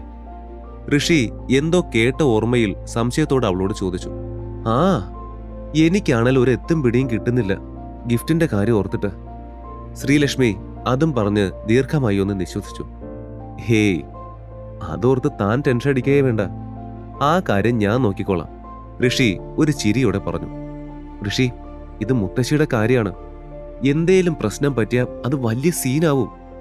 അവരുടെ ആ ഓഫർ തന്നെ ഞാൻ സ്വീകരിക്കില്ല എന്ന് ഓൾറെഡി പറഞ്ഞിരിക്കുക. അതുകൊണ്ട് ഒരു റീസൺ കിട്ടിയാൽ അവരെന്നെ പൊരിക്കും, കൂടെ നിന്നെയും. ശ്രീലക്ഷ്മി ചെറിയ ഭയത്തിൽ പറഞ്ഞു. ഏഹ്, എന്താ ശ്രീലു ഇത്? ഞാൻ സീരിയസ് ആയി പറഞ്ഞതാ. എന്റെ മൈൻഡിൽ ഒരു ഐഡിയ ഉണ്ട്. അതെന്തായാലും നിന്റെ മുത്തശ്ശി അത്ഭുതപ്പെടുത്തും. അതിന്റെ ഇടയ്ക്ക് നിനക്ക് പണി തരാനുള്ള ഗ്യാപ്പ് ഒന്നും അവർക്ക് കിട്ടില്ല, ഐ പ്രോമിസ്. ഋഷി പുഞ്ചിരിയോടെ തന്നെ പറഞ്ഞു. അത് കേട്ട് ശ്രീലക്ഷ്മി ഒന്ന് ചിരിച്ചു. ശരി, നിന്റെ ഐഡിയ തന്നെ ഫോളോ ചെയ്തോ. നല്ലപോലെ ശ്രദ്ധിക്കണം. ആ ഗിഫ്റ്റ് കൊടുത്ത കാരണം നിനക്കോ എനിക്കോ ഒരു പ്രശ്നം ഉണ്ടാവരുത്. താൻ മണ്ടത്തരമൊന്നും ചെയ്യില്ല എന്ന് ഞാൻ വിശ്വസിക്കുന്നു. സോ ഒഫീഷ്യലിൽ തന്നെ വിശ്വസിച്ച് ഞാൻ ഈ ഗിഫ്റ്റിന്റെ കാര്യം തനിക്ക് വിട്ടു തരുക. ശ്രീലക്ഷ്മി പറഞ്ഞത് കേട്ട് ഋഷി ചിരിയോടെ തലയാട്ടി. 2 ദിവസം പെട്ടെന്ന് കടന്നുപോയി. അങ്ങനെ ആ ബർത്ത്ഡേ വന്നെത്തി. പാർട്ടി അറേഞ്ച് ചെയ്തത് തറവാട്ടിൽ വെച്ചായിരുന്നു. പാർട്ടിക്കായി ദേവയാനി അമ്മയും ശ്രീലക്ഷ്മിയും ആദ്യം മുൻപിൽ പോയി. ശേഷം പറഞ്ഞുറപ്പിച്ച പോലെ ഋഷി മഹാദേവിക്കുള്ള ഗിഫ്റ്റ് വാങ്ങി പുറകെ വരാമെന്ന് പറഞ്ഞു. ഋഷി, മുത്തശ്ശിക്ക് ഒരു നല്ല ഗിഫ്റ്റ് തന്നെ വാങ്ങി വരണേ ദൈവമേ. ഇത്രയും തവണ അത്രയും റിപ്പീറ്റ് അടിച്ച് ചോദിച്ചിട്ടും കുഴപ്പമൊന്നുമില്ലെന്നാ പറഞ്ഞത്. അതുപോലെ തന്നെ ആയിരിക്കണേ കാര്യങ്ങള്. പൊട്ടിത്തെറിക്കാനായി ഒരു വലിയ പ്രശ്നം കാത്തിരിക്കുന്നുവെന്ന് അറിയാതെ ശ്രീലക്ഷ്മി പ്രാർത്ഥിച്ചുകൊണ്ടിരുന്നു. ഏറെ വൈകാതെ പാർട്ടിയിൽ ഋഷിയും ജോയിൻ ചെയ്തു. അവന്റെ കയ്യിൽ ഗിഫ്റ്റ് ഉള്ള ഒരു ബാഗും ഉണ്ടായിരുന്നു. ഈ ബാഗ് കുറച്ച് ചെറുതായി പോയോ? ശേ, ടെൻഷൻ കാരണം എനിക്കാണെങ്കിൽ ഒന്നും പറയാനും മനസ്സിലാക്കാനും പറ്റുന്നില്ലല്ലോ. ഋഷിയുടെ കയ്യിലെ ബാഗ് നോക്കി ദേവയാനി പിറുപിറുത്തു. ശ്രീലമോളെ, എനിക്ക് തോന്നുന്നത് ഏറ്റവും വേസ്റ്റ് സമ്മാനം ഋഷി കൊണ്ടുവന്നതാകൂ എന്നാണ്. അതുകൊണ്ട് നിന്റെ ഹസ്ബൻഡിനോട് ആള് കൂടും മുൻപേ അത് കൊടുത്തിങ്ങ് വരാൻ പറ. മെല്ലെ ശ്രീലക്ഷ്മിയുടെ അരികിൽ വന്ന് ദേവയാനി അമ്മ പല്ലുറുമ്മിക്കൊണ്ട് പറഞ്ഞു. അമ്മായി, എന്താ സ്നാക്സ് കഴിക്കും പോലെ ആ പല്ല് കടിക്കാതെ നോർമലായി ഇരിക്കേ. മുത്തശ്ശി ചിന്തിക്കാൻ പോലും ചാൻസ് ഇല്ലാത്ത ഒരു ഗിഫ്റ്റാണിത്. അവർക്കടുത്തേക്ക് വന്ന ഋഷി പുഞ്ചിരിച്ചുകൊണ്ട് അവരോട് പറഞ്ഞു. അവസാനം അത് കണ്ടാ മതി. ദേവയാനിയമ്മ പിറുപിറുത്തു. അവർക്ക് അന്ന് ഋഷി തന്നോട് പോയി ടെസ്റ്റ് ചെയ്യാൻ പറഞ്ഞത് മുതൽ ഋഷിയോട് ദേഷ്യമായിരുന്നു. മാത്രമല്ല, ഇപ്പോൾ ശ്രീലക്ഷ്മി പണ്ടത്തെ പോലെ തന്റെ വാക്കുകളൊന്നും കേൾക്കുന്നുമില്ല. അതിന് കാരണക്കാരൻ ഋഷിയാണെന്ന് അവർ മനസ്സിൽ ഉറപ്പിച്ചിരുന്നു. സമയം കടന്നുപോയി. എല്ലാവരും മുത്തശ്ശിക്ക് തങ്ങൾ കരുതിയ ഗിഫ്റ്റ്സ് ഓരോന്നായി കൊടുക്കാൻ തുടങ്ങി. മുത്തശ്ശിക്ക് ഏറ്റവും എക്സ്പെൻസീവ് ഗിഫ്റ്റ് ആരാണ് കൊടുക്കുകയെന്ന് എല്ലാവർക്കും ഇടയിൽ ഒരു ചെറിയ ചർച്ചയായി മാറിയിരുന്നു. ഫാമിലിയിലെ പ്രാർത്ഥന നൽകിയ ഡയമണ്ട് ബ്രൂച്ച് ആയിരുന്നു ഇതുവരെ എല്ലാവരുടെയും ലിസ്റ്റിൽ മുന്നിട്ട് നിന്നത്. കൂടെ തന്നെ സിദ്ധാർത്ഥ് ഗിഫ്റ്റ് ചെയ്ത സ്വർണത്തിൽ തീർത്ത കൃഷ്ണന്റെ പ്രതിമയും. പ്രാർത്ഥന, നീ എനിക്ക് എപ്പോഴും ഏറ്റവും ബെസ്റ്റ് ഗിഫ്റ്റേ തരാറുള്ളൂ. പക്ഷേ അതിൽ തന്നെ the best one is this. പ്രാർത്ഥന കൊടുത്ത ഡയമണ്ട് ബ്രൂച്ച് കാണിച്ച് മുത്തശ്ശി പറഞ്ഞു. താങ്ക്സ് മുത്തശ്ശി. മഹാദേവിയുടെ സന്തോഷം കണ്ട് പ്രാർത്ഥന ചിരിയോടെ പറഞ്ഞു. ശേഷം പ്രാർത്ഥന ഋഷി ഇരുന്നതിന് തൊട്ടടുത്ത് ഒഴിഞ്ഞ സീറ്റിൽ വന്നിരുന്നു. ഉയ്, നിങ്ങൾ കൊടുത്ത ആ ഗിഫ്റ്റ് ശരിക്കും ഒരു അടിപൊളി സെലക്ഷൻ ആയിരുന്നു. ആ ബ്രൂച്ച് ഒരു അപൂർവ സെലക്ഷൻ ആണെന്ന് മനസ്സിലാക്കിയ ഋഷി അവരോടായി പറഞ്ഞു. അവന്റെ ആ സംസാര ശൈലി കേട്ടപ്പോൾ തന്നെ പ്രാർത്ഥനയ്ക്ക് അല്പം ഇഷ്ടം തോന്നി. പക്ഷേ കുടുംബത്തിൽ ആരും വലിയ വില കൽപ്പിക്കാത്ത വ്യക്തിയാണ് ഋഷിനെന്ന് അവൾ ഓർത്തു. അതോടെ പ്രാർത്ഥന ഋഷി പറഞ്ഞതിനുള്ള മറുപടി ഒരു ചിരിയിൽ ഒതുക്കി. എന്റെ ഗസ് ശരിയാണെങ്കിൽ ഇത് പണ്ട് ഇന്ത്യ ഭരിച്ചിരുന്ന ഒരു പ്രത്യേക മുഗൾ രാജവംശത്തിൻ്റെതാണ്, അല്ലെ? ആ രാജവംശത്തിന്റെ പേര് ഓർത്തെടുക്കാൻ ശ്രമിച്ചുകൊണ്ട് ഋഷി പറഞ്ഞു. പ്രാർത്ഥന ഒന്ന് ഞെട്ടി. അവിടെ ഉണ്ടായിരുന്ന ആർക്കും വലിയ ധാരണ പോലും ഇല്ലാതിരുന്ന കാര്യമായിരുന്നു ഋഷിയ ചോദിച്ചത്. അതെങ്ങനെ തനിക്ക് മനസ്സിലായി? ഈ പുരാതനങ്ങളായ ആഭരണങ്ങളെക്കുറിച്ച് നിങ്ങൾക്ക് വേറെ എന്തെല്ലാം അറിയാം? പ്രാർത്ഥന കൗതുകത്തോടെ ഋഷിയോട് ചോദിച്ചു. അതിന് മറുപടി പറയാതെ ഋഷി അവളോട് പുഞ്ചിരിച്ചു. Mind your words Sarath. നാവുണ്ടെന്ന് കരുതി എന്ത് വിളിച്ചു പറയാന്നാണോ നിന്റെ വിചാരം? ശ്രീലക്ഷ്മി ദേഷ്യത്തിൽ ചോദിച്ചത് കേട്ട് ശരത് ചിരിച്ചു. നോട്ട് ഓൺലി ടങ്, എന്റെ കയ്യിൽ പണവും ഉണ്ട്. Believe me and marry me Lakshmi. നിർത്തിക്കോ ശരത്, ഞാൻ ഓൾറെഡി കല്യാണം കഴിച്ചു കഴിഞ്ഞു. ഇനിയും ഇതുപോലെ ഓരോന്ന് പറഞ്ഞുകൊണ്ട് വന്നാ ഇനി ഞാൻ ക്ഷമിച്ചെന്ന് വരില്ല. ശ്രീലക്ഷ്മി ദേഷ്യത്തോടെ തന്നെ പറഞ്ഞു. അവളുടെ ഹസ്ബൻഡായ ഞാൻ ഇവിടെ ഉള്ളപ്പോ എന്ത് ധൈര്യത്തിലാ നീ അങ്ങനെയൊക്കെ സംസാരിച്ചത്? ശരത്തിന്റെ ഷർട്ടിൽ പിടിച്ച് ദേഷ്യത്തിൽ ഋഷി ചോദിച്ചു. ഓ, നീ ഇവിടെ ഉണ്ടായിരുന്നോ? 10 പൈസയ്ക്ക് ഗതിയില്ലാത്ത ഫെയിലിയർ. എന്തിനാടാ നീ എന്റെ ലക്ഷ്മിയെ ഓരോന്ന് പറഞ്ഞ് മയക്ക് തട്ടിയെടുത്തത്? എന്താടാ നീ പറഞ്ഞ? ശരത്തിനേക്കാൾ ഏറെ ദേഷ്യം ഋഷിയുടെ വാക്കുകൾ നിറഞ്ഞിരുന്നു. എന്റെ ലക്ഷ്മി എന്ന് ശരത്ത് പറഞ്ഞത് കേട്ട് ഋഷി അവനെ അടിക്കാനായി ദേഷ്യത്തോടെ കൈ ഉയർത്തി. പക്ഷേ ആ അടി ശരത്തിന്റെ മേൽ വീഴും മുൻപേ ആരോ ഋഷിയുടെ കയ്യിൽ പിടിച്ചിരുന്നു. ഈർഷ്യയോടെ തിരിഞ്ഞു നോക്കിയ ഋഷി കാണുന്നത് തന്റെ കയ്യിൽ പിടുത്തമിട്ട് നിൽക്കുന്ന സിദ്ധാർത്ഥിനെയായിരുന്നു. ശരത്ത് ഈ തറവാട്ടിലെ മെമ്പറാണ്. But who the hell are you to hit him? അവൻ പറഞ്ഞാൽ ഒരു തെറ്റും ഞാൻ കാണുന്നില്ല. നിന്റെ ലെവല് വെച്ച് അവൻ ആ പറഞ്ഞത് കുറഞ്ഞു പോയെങ്കിലേ ഉള്ളൂ, പിച്ചക്കാരാ. സിദ്ധാർത്ഥ് ഋഷിയെ പുച്ഛിച്ചുകൊണ്ട് പറഞ്ഞു. പെട്ടെന്ന് തന്നെ ശ്രീലക്ഷ്മി ദേഷ്യത്തോടെ മുന്നോട്ട് വരാൻ ശ്രമിച്ചെങ്കിലും ദേവയാനി അവളെ തടഞ്ഞു. അമ്മേ, എന്റെ കയ്യിന്ന് വിട്. അവൻ എന്റെ ഭർത്താവിനെ പറ്റി എന്റെ മുമ്പിൽ വെച്ച് അത്രയും മോശമായിട്ട് സംസാരിച്ചിട്ട് കയ്യും കെട്ടി നോക്കി നിൽക്കാൻ എനിക്കാവില്ല. വിടന്നെ, ശ്രീലക്ഷ്മി കുതറിക്കൊണ്ട് പറഞ്ഞു. പക്ഷേ ദേവയാനിയുടെ പിടി അവളുടെ കയ്യിൽ കൂടുതൽ മുറുകി എന്നല്ലാതെ അയഞ്ഞില്ല. ഞാനാണോ? അതോ ഒരു ഹോട്ടലിൽ ബില്ല് പേ ചെയ്യാൻ പോലും ആവാതെ യാചിച്ച നീയാണോ പിച്ചക്കാരൻ? ഋഷി പരിഹാസത്തോടെ സിദ്ധാർത്ഥിനോട് മറു ചോദ്യം ചോദിച്ചു. അത് കേട്ടതും സിദ്ധാർത്ഥിന് തന്റെ ദേഷ്യം അടക്കാനായില്ല. എന്തായി നീ പറഞ്ഞത്? ദേഷ്യത്തോടെ സിദ്ധാർത്ഥ് ഋഷിയെ തല്ലാൻ കൈയുയർത്തി. പക്ഷേ അതിനു മുൻപേ ഋഷി അവന്റെ ആ നീക്കം മനസ്സിലാക്കിയിരുന്നു. അതുകൊണ്ട് വേഗത്തിൽ ഋഷി സിദ്ധാർത്ഥിന്റെ കൈ തന്റെ കൈപ്പിടിയിൽ ഒതുക്കി. ശേഷം അവന്റെ മുഖത്താഞ്ഞടിച്ചു. ആ അടിയുടെ ആഘാതത്തിൽ സിദ്ധാർത്ഥ് തറയിൽ വീണുപോയി. എന്റെ അമ്മോ, ഋഷി ശരിക്കും നല്ല ധൈര്യശാലിയാണ്. മുത്തശ്ശിയുടെ പെറ്റായ പേരക്കുട്ടിയുടെ മേൽ അവൻ കൈവച്ചില്ലേ? സിദ്ധാർത്ഥിന്റെ ആ വീഴ്ച കണ്ട് എല്ലാവരും ആശ്ചര്യപ്പെട്ടുകൊണ്ട് പറഞ്ഞു. നാണക്കേടോടെ സിദ്ധാർത്ഥ തറയിൽ നിന്നും എഴുന്നേറ്റു. ശേഷം മുഷ്ടി ചുരുട്ടി ഋഷിയുടെ മുഖത്തിടിക്കാൻ ശ്രമിച്ചു. പക്ഷേ തന്റെ മുഖത്തിന് നേരെ വന്ന സിദ്ധാർത്ഥിന്റെ കൈ വേഗത്തിൽ ഋഷി പിടിച്ചു. എന്നിട്ട് ആദിൽ നേരത്തെ പഠിപ്പിച്ച ഒരു വിദ്യ പ്രകാരം ആ കൈ ഇടത്തോട്ട് വളച്ചു. ഉള്ളിൽ എന്തോ പൊട്ടിയ പോലെ ശബ്ദം കേട്ടപ്പോഴേക്കും സിദ്ധാർത്ഥ് വേദന സഹിക്കാനാവാതെ ഉറക്കെ നിലവിളിക്കാൻ തുടങ്ങി. ഋഷിൻ, വിടവനെ! ദേവയാനി അലറി. അതോടെ ഋഷി അവന്റെ കയ്യിലെ പിടി പതിയെ വിട്ടു. ആ പിടി അയഞ്ഞതും തളർന്ന പോലെ സിദ്ധാർത്ഥ് തറയിൽ വീണിരുന്നു. നിനക്ക് അല്പം പോലും ബോധമില്ല ഋഷിൻ. ഇത്രയും പ്രധാനപ്പെട്ട ഒരു പരിപാടി ഇവിടെ നടക്കുമ്പോ നീ ഇവിടെ ഒരു റൗഡിയെ പോലെ എല്ലാവരെയും അടിച്ചിരുന്നോ? ഛേ, നിന്നെ എപ്പോ എന്തെങ്കിലും പരിപാടിക്ക് കൊണ്ടുവന്നാൽ ഇതാണല്ലോ അവസ്ഥ. നാശം. ദേ, നിനക്ക് എന്റെ മോളെ ഒത്തിരി സ്നേഹം ഉണ്ടെങ്കിൽ ദയവ് ചെയ്ത് ഇപ്പൊ ഇവിടുന്ന് പുറത്തു പോ.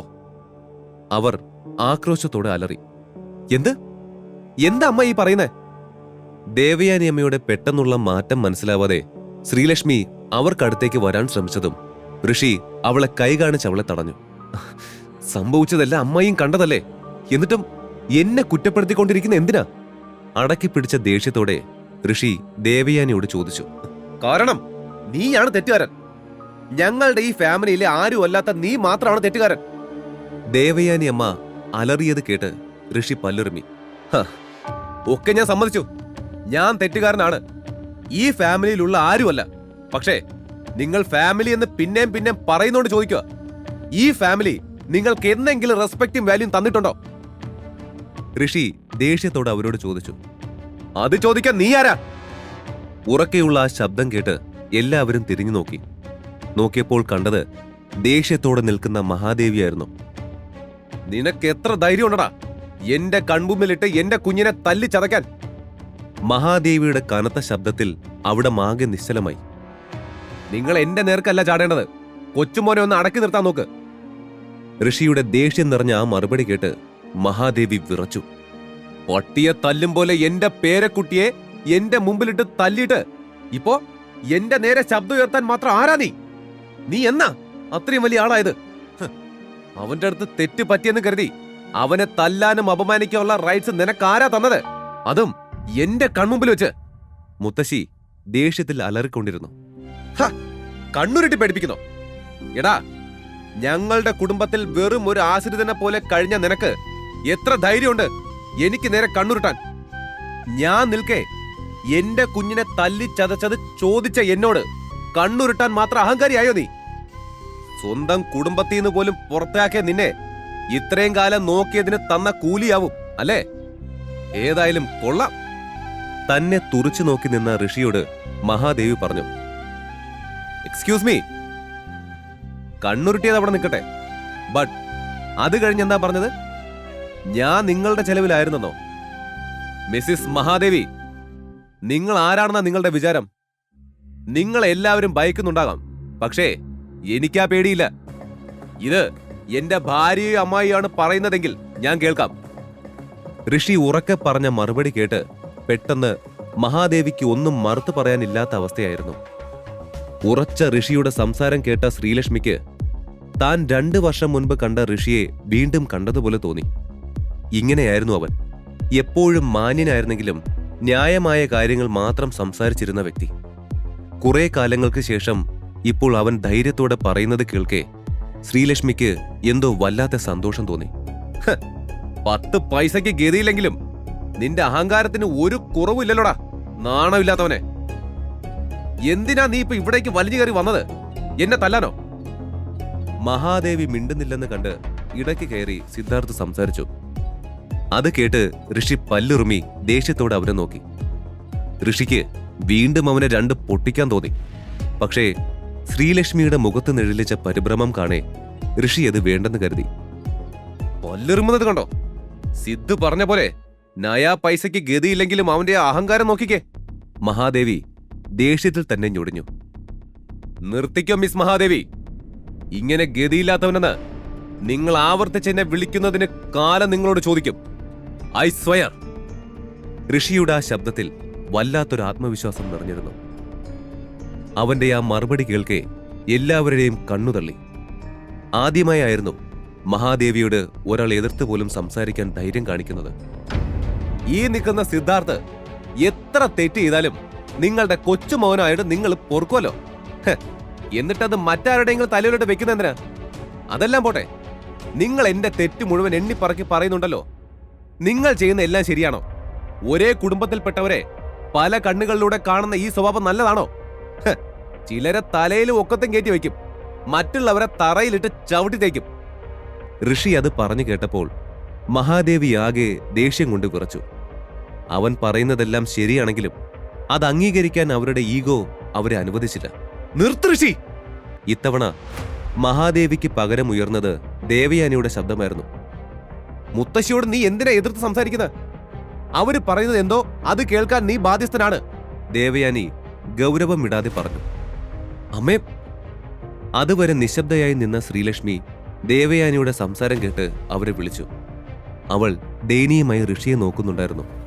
പക്ഷേ ദേവയാനി അവളെ വകവയ്ക്കാതെ തുടർന്നു. അല്ലെങ്കിൽ തന്നെ കല്യാണം കഴിഞ്ഞിട്ട് ഇന്ന് വരെ എന്നെങ്കിലും നീ എന്റെ മോളുടെ ഭർത്താവിന്റെ സ്ഥാനത്ത് നിന്നിട്ടുണ്ടോ? അവള് നിന്നെ സംരക്ഷിക്കേണ്ട അവസ്ഥയായിരുന്നില്ലേ അന്ന് തൊട്ട് ഇന്ന് വരെ? ഇത്രയൊക്കെ ആയിട്ട് നിനക്ക് ഇനിയും മതിയായില്ലേ? ദയവ് ചെയ്ത് ഇനിയെങ്കിലും അവളെ ഒന്ന് വെറുതെ വിട്ടേക്ക്. നീ പോയാലും ഞങ്ങൾ ജീവിക്കും. ഇത്രയും കാലം നീ ഉണ്ടായിട്ട് വലിയ മെച്ചമൊന്നുമില്ലായിരുന്നല്ലോ. നീ ഒന്ന് ഒഴിഞ്ഞു പോയാ ആ ഒരു ഭാരം കൂടി എന്റെ കുട്ടി അനുഭവിക്കേണ്ടി വരില്ല. ദേവയാനി ഉറക്കെ തന്നെ ഋഷിയോട് പറഞ്ഞു. അത് കേൾക്കെ ആൾക്കൂട്ടത്തിനിടയിലേക്ക് നിന്ന ശരത്ത് മെല്ലെ പുറത്തേക്ക് വന്നു. അവൻ ഋഷിയെ നോക്കി ചുണ്ടുകൂട്ടി ചിരിച്ചു. അമ്മേ, ഒന്ന് നിർത്ത് പ്ലീസ്. അല്ലെങ്കിൽ തന്നെ സിദ്ധാർത്ഥ് പറഞ്ഞതിൽ എന്താ തെറ്റ്? നീ ഈ ഒരു ഗതി ഇല്ലാത്ത ഇവന്റെ കൂടെ കഴിയുന്നതിന് നല്ലത് ഡിവോഴ്സായി വേറെ ഒരു ജീവിതം തുടങ്ങുന്നതാ. ദേവയാനി വീണ്ടും പറഞ്ഞുകൊണ്ടിരുന്നു. കേട്ടല്ലോ നിന്റെ അമ്മായി പറഞ്ഞത്. ഈ നിമിഷം നീ എന്റെ കുടുംബത്തിൽ നിന്ന് ഇറങ്ങിക്കോണം. മഹാദേവി ഉറക്കെ അവനോട് ആജ്ഞാപിച്ചു. അതിനാര് നിൽക്കുന്നു നിങ്ങളുടെ കുടുംബത്തില്? ദേവയാനി പറഞ്ഞതെല്ലാം കേട്ട് ആകെ തകർന്നു പോയിരുന്നു ഋഷി. ബിസിനസ്സിലെ ചില കള്ളക്കളികൾ ചെയ്യാൻ സിദ്ധാർത്ഥ് കൂടെ കൂട്ടിയ കൂലിത്തല്ലുകാരായിരുന്നു ആ ഗുണ്ടാ സംഘം. അകത്ത് കടന്ന ആ സംഘത്തിലെ ഓരോ ആളുകളെയും കണ്ട ശ്രീലക്ഷ്മിക്ക് എല്ലാം കൈവിട്ടു പോകുന്ന പോലെ തോന്നി. ഋഷിക്ക് ഈ ആവശ്യമില്ലാത്ത പണി വാങ്ങിക്കൂട്ടേണ്ട വല്ല കാര്യം ഉണ്ടായിരുന്നോ? ഇപ്പൊ നോക്കിയേ, കുറെ തടിമാടന്മാരുടെ അടികൊണ്ട് മരിക്കാൻ പോവാ മണ്ടൻ. അവിടെയുള്ളവർ പിറുപിറുത്തു. പക്ഷേ അവർക്കിടയിൽ നിന്ന ഋഷിയുടെ കണ്ണുകളിൽ ഒരു തുള്ളി പേടിയും ഉണ്ടായിരുന്നില്ല. ഇയാളെയാണ് നിങ്ങളോട് അടിച്ചൊതുക്കാൻ പറഞ്ഞത്, സിദ്ധാർത്ഥ് ഋഷിയെ ചൂണ്ടിക്കാട്ടി പറഞ്ഞു. പക്ഷേ അപ്പോഴും ആ ഗുണ്ടകൾ ഋഷിയെ കണ്ടതും ഒരു നിമിഷം നിന്നു. ശേഷം അവർ സിദ്ധാർത്ഥിന് നേരെ തിരിഞ്ഞു. കാര്യം മനസ്സിലാവാതെ പകച്ചു നിന്നു പോയിരുന്നു സിദ്ധാർത്ഥ്. ഏറെ വൈകാതെ തന്നെ ഋഷിനെ തല്ലാൻ വേണ്ടി സിദ്ധാർത്ഥ് വിളിച്ചു വരുത്തിയവർ സിദ്ധാർത്ഥിനെ ആക്രമിക്കാൻ തുടങ്ങി. പ്രതീക്ഷിക്കാത്ത കാഴ്ച ആയതുകൊണ്ട് തന്നെ അവിടെ എല്ലാവരും ഞെട്ടിത്തരിച്ചുപോയി. അയ്യോ, എന്റെ കുഞ്ഞ്, ആരെങ്കിലും അവരെ പിടിച്ചു മാറ്റ്! മഹാദേവി ഒരലർച്ച പോലെ പറഞ്ഞു. പക്ഷേ വന്ന ഗുണ്ടകളെ കണ്ട് അവിടെയുള്ളവർ ഭയന്ന് മാറി നിന്നതല്ലാതെ സിദ്ധാർത്ഥിനെ രക്ഷിച്ചില്ല. ഋഷിൻ പുച്ഛത്തോടെ അവിടെ നിന്നും പോയി. ഋഷി പോയ ശേഷവും തങ്ങളുടെ ദേഷ്യം അടങ്ങുന്നത് വരെയും സിദ്ധാർത്ഥിനെ ആ ഗുണ്ടകൾ മർദ്ദിച്ചു. ഒട്ടും കുറയ്ക്കണ്ട, നല്ലത് കൊടുക്കണ്ട ഇവന്. അവന്റെ ഒടുക്കത്തെ ഒരു കൊട്ടേഷൻ. ഗുണ്ടകളുടെ കൂട്ടത്തിൽ ഒരുവൻ ഉറക്കെ പറഞ്ഞു. ഇനി ഇതുപോലെ കൊട്ടേഷൻ ഏൽപ്പിക്കുമ്പോ ആളാരാണ്, എങ്ങനെയുള്ള ആളാണ് എന്നൊക്കെ കൃത്യമായി അന്വേഷിക്ക്. എന്നിട്ട് മാത്രമേ ഞങ്ങളെയൊക്കെ വിളിച്ചു വരുത്താൻ പാടുള്ളൂ. കേട്ടടാ മണ്ട. ഇന്ന് നിന്നെ ജീവനോടെ ബാക്കി വെക്കുക. പക്ഷേ അടുത്ത തവണ ഈ അവസരം നിനക്ക് കിട്ടില്ല. വരണടാ. അത്രയും പറഞ്ഞുകൊണ്ട് അതിലെ നേതാവ് തന്റെ ആളുകളെയും കൂട്ടി അവിടെ നിന്നും തിരികെ പോയി. അവർ പോയതിനു ശേഷം മഹാദേവി തന്റെ പ്രായം പോലും മറന്ന് അവനടുത്തേക്ക് ഓടി വന്നു. അയ്യോ സിദ്ധു മോനെ, എന്റെ മോനെ, മുത്തശ്ശി വല്ലാതെ വേദനിക്കുന്നു. സിദ്ധാർത്ഥ് വേദന സഹിക്കാനാവാതെ കരഞ്ഞു. അവന്റെ ഇടറിയ ശബ്ദവും വേദന നിറഞ്ഞ മുഖവും കാണെ മഹാദേവിയുടെ കണ്ണുകളും നിറഞ്ഞു. എന്തുകൊണ്ടാണ് സിദ്ധാർത്ഥ് വിളിച്ചു വരുത്തിയ ഗുണ്ടകൾ ഋഷിനെ തല്ലാത്തത്? സിദ്ധാർത്ഥിനെ ഇത്രയധികം തല്ലിച്ചതച്ചതെന്തിനാ? അവിടെ കൂടിയിരുന്നവരുടെ മനസ്സിലെല്ലാം ആ ചോദ്യങ്ങൾ ഉയർന്നു. ആർക്കും അതിനൊരു ഉത്തരം കണ്ടെത്താൻ കഴിഞ്ഞില്ല. Excuse me. ഇതുവരെ അവിടെ കേട്ടിട്ടില്ലാത്തൊരു പുരുഷ ശബ്ദം കേട്ടതും അവിടെ ഉണ്ടായിരുന്ന സർവരും പെട്ടെന്ന് നിശബ്ദരായി. എല്ലാവരുടെയും ശ്രദ്ധ വാതിലിനരികിലേക്ക് അപ്രതീക്ഷിതമായി കേട്ട ആ ശബ്ദത്തിലേക്ക് നീണ്ടു. അപ്പോഴേക്കും വാതിൽ കടന്ന് ബ്ലാക്ക് കളർ സ്യൂട്ടിൽ ലക്ഷ്മൺ അവിടേക്ക് വന്നു. അവന്റെ ഇരുവശത്തുമായി അംഗരക്ഷകരായും സഹായികളായും 4-5 പേരുണ്ടായിരുന്നു. അവനെ കണ്ടതും മഹാദേവി ശരിക്കും ഒന്ന് അത്ഭുതപ്പെട്ടുപോയി. ഇങ്ങനെ പെട്ടെന്ന് ലക്ഷ്മണനെ പോലുള്ളവർ ഞങ്ങളുടെ അടുത്തേക്ക് വന്നത് എന്തിനായിരിക്കും? ഞെട്ടലിനിടയിലും എത്ര ആലോചിച്ചിട്ടും അവന്റെ വരവിന് പിന്നിലുള്ള കാരണം മാത്രം മഹാദേവിക്ക് മനസ്സിലായില്ല. ലക്ഷ്മൺ മഹാദേവിയുടെ അരികിലേക്ക് നടക്കുമ്പോൾ അവന്റെ അംഗരക്ഷകർ ഒരല്പം അകലെയായി നിന്നു. ഹായ് മാഡം, സുഖാണോ? അല്ല, ഋഷിൻ എവിടെ? ഇവിടെ കാണുമെന്നാണല്ലോ ഞാൻ അറിഞ്ഞത്. എവിടെ പോയി? ഇവിടെ ഇല്ലേ? ലക്ഷ്മൺ ചെറുചിരിയോടെ ചോദിച്ചു. സോറി ലക്ഷ്മൺ, ഋഷിൻ ഇവിടെ ഇല്ല. അവൻ പുറത്തേക്ക് പോയി. ദേവയാനി ആശ്ചര്യം മറയ്ക്കാൻ ശ്രമിച്ചുകൊണ്ട് പറഞ്ഞു. അയ്യോ, ആണോ? ഇനിയിപ്പോ ഋഷിൻ ഇവിടെ ഇല്ലാത്ത സ്ഥിതിക്ക് ഞാൻ ആരുടെയും സമയം വെറുതെ കളയുന്നില്ല. ഞാനും എന്നേ ഇറങ്ങാം. ദേ, ഇത് മിസസ് മഹാദേവിയുടെ പിറന്നാളിന് എന്റെ വകയൊരു ചെറിയ സമ്മാനമാണ്. Happy birthday. ലക്ഷ്മൺ താൻ കൊണ്ടുവന്ന സമ്മാനം മഹാദേവിയുടെ കയ്യിൽ കൊടുത്തുകൊണ്ട് അവിടെ നിന്നും വന്നതിലും വേഗത്തിൽ തിരിച്ചുപോയി. അയാൾ പെട്ടെന്ന് വന്നു, ഋഷിനെ പറ്റി ചോദിച്ചു, ഒരു ഗിഫ്റ്റും കൊടുത്തു, തിരിച്ചുപോയി. പരസ്പരം പുലമ്പുന്നത് പോലെ ആരൊക്കെയോ പറഞ്ഞു. അല്പം മുമ്പ് വരെ നിശബ്ദമായ വർമ്മ കുടുംബം വീണ്ടും അവിടെ നടന്ന സംഭവങ്ങളെല്ലാം അങ്ങോട്ടും ഇങ്ങോട്ടും സംസാരിക്കാൻ തുടങ്ങി. ഇതെല്ലാം അവിടെ സംഭവിക്കുമ്പോഴും ശ്രീലക്ഷ്മി ഋഷിൻ പോയതിന്റെ വിഷമത്തിൽ തന്നെയായിരുന്നു.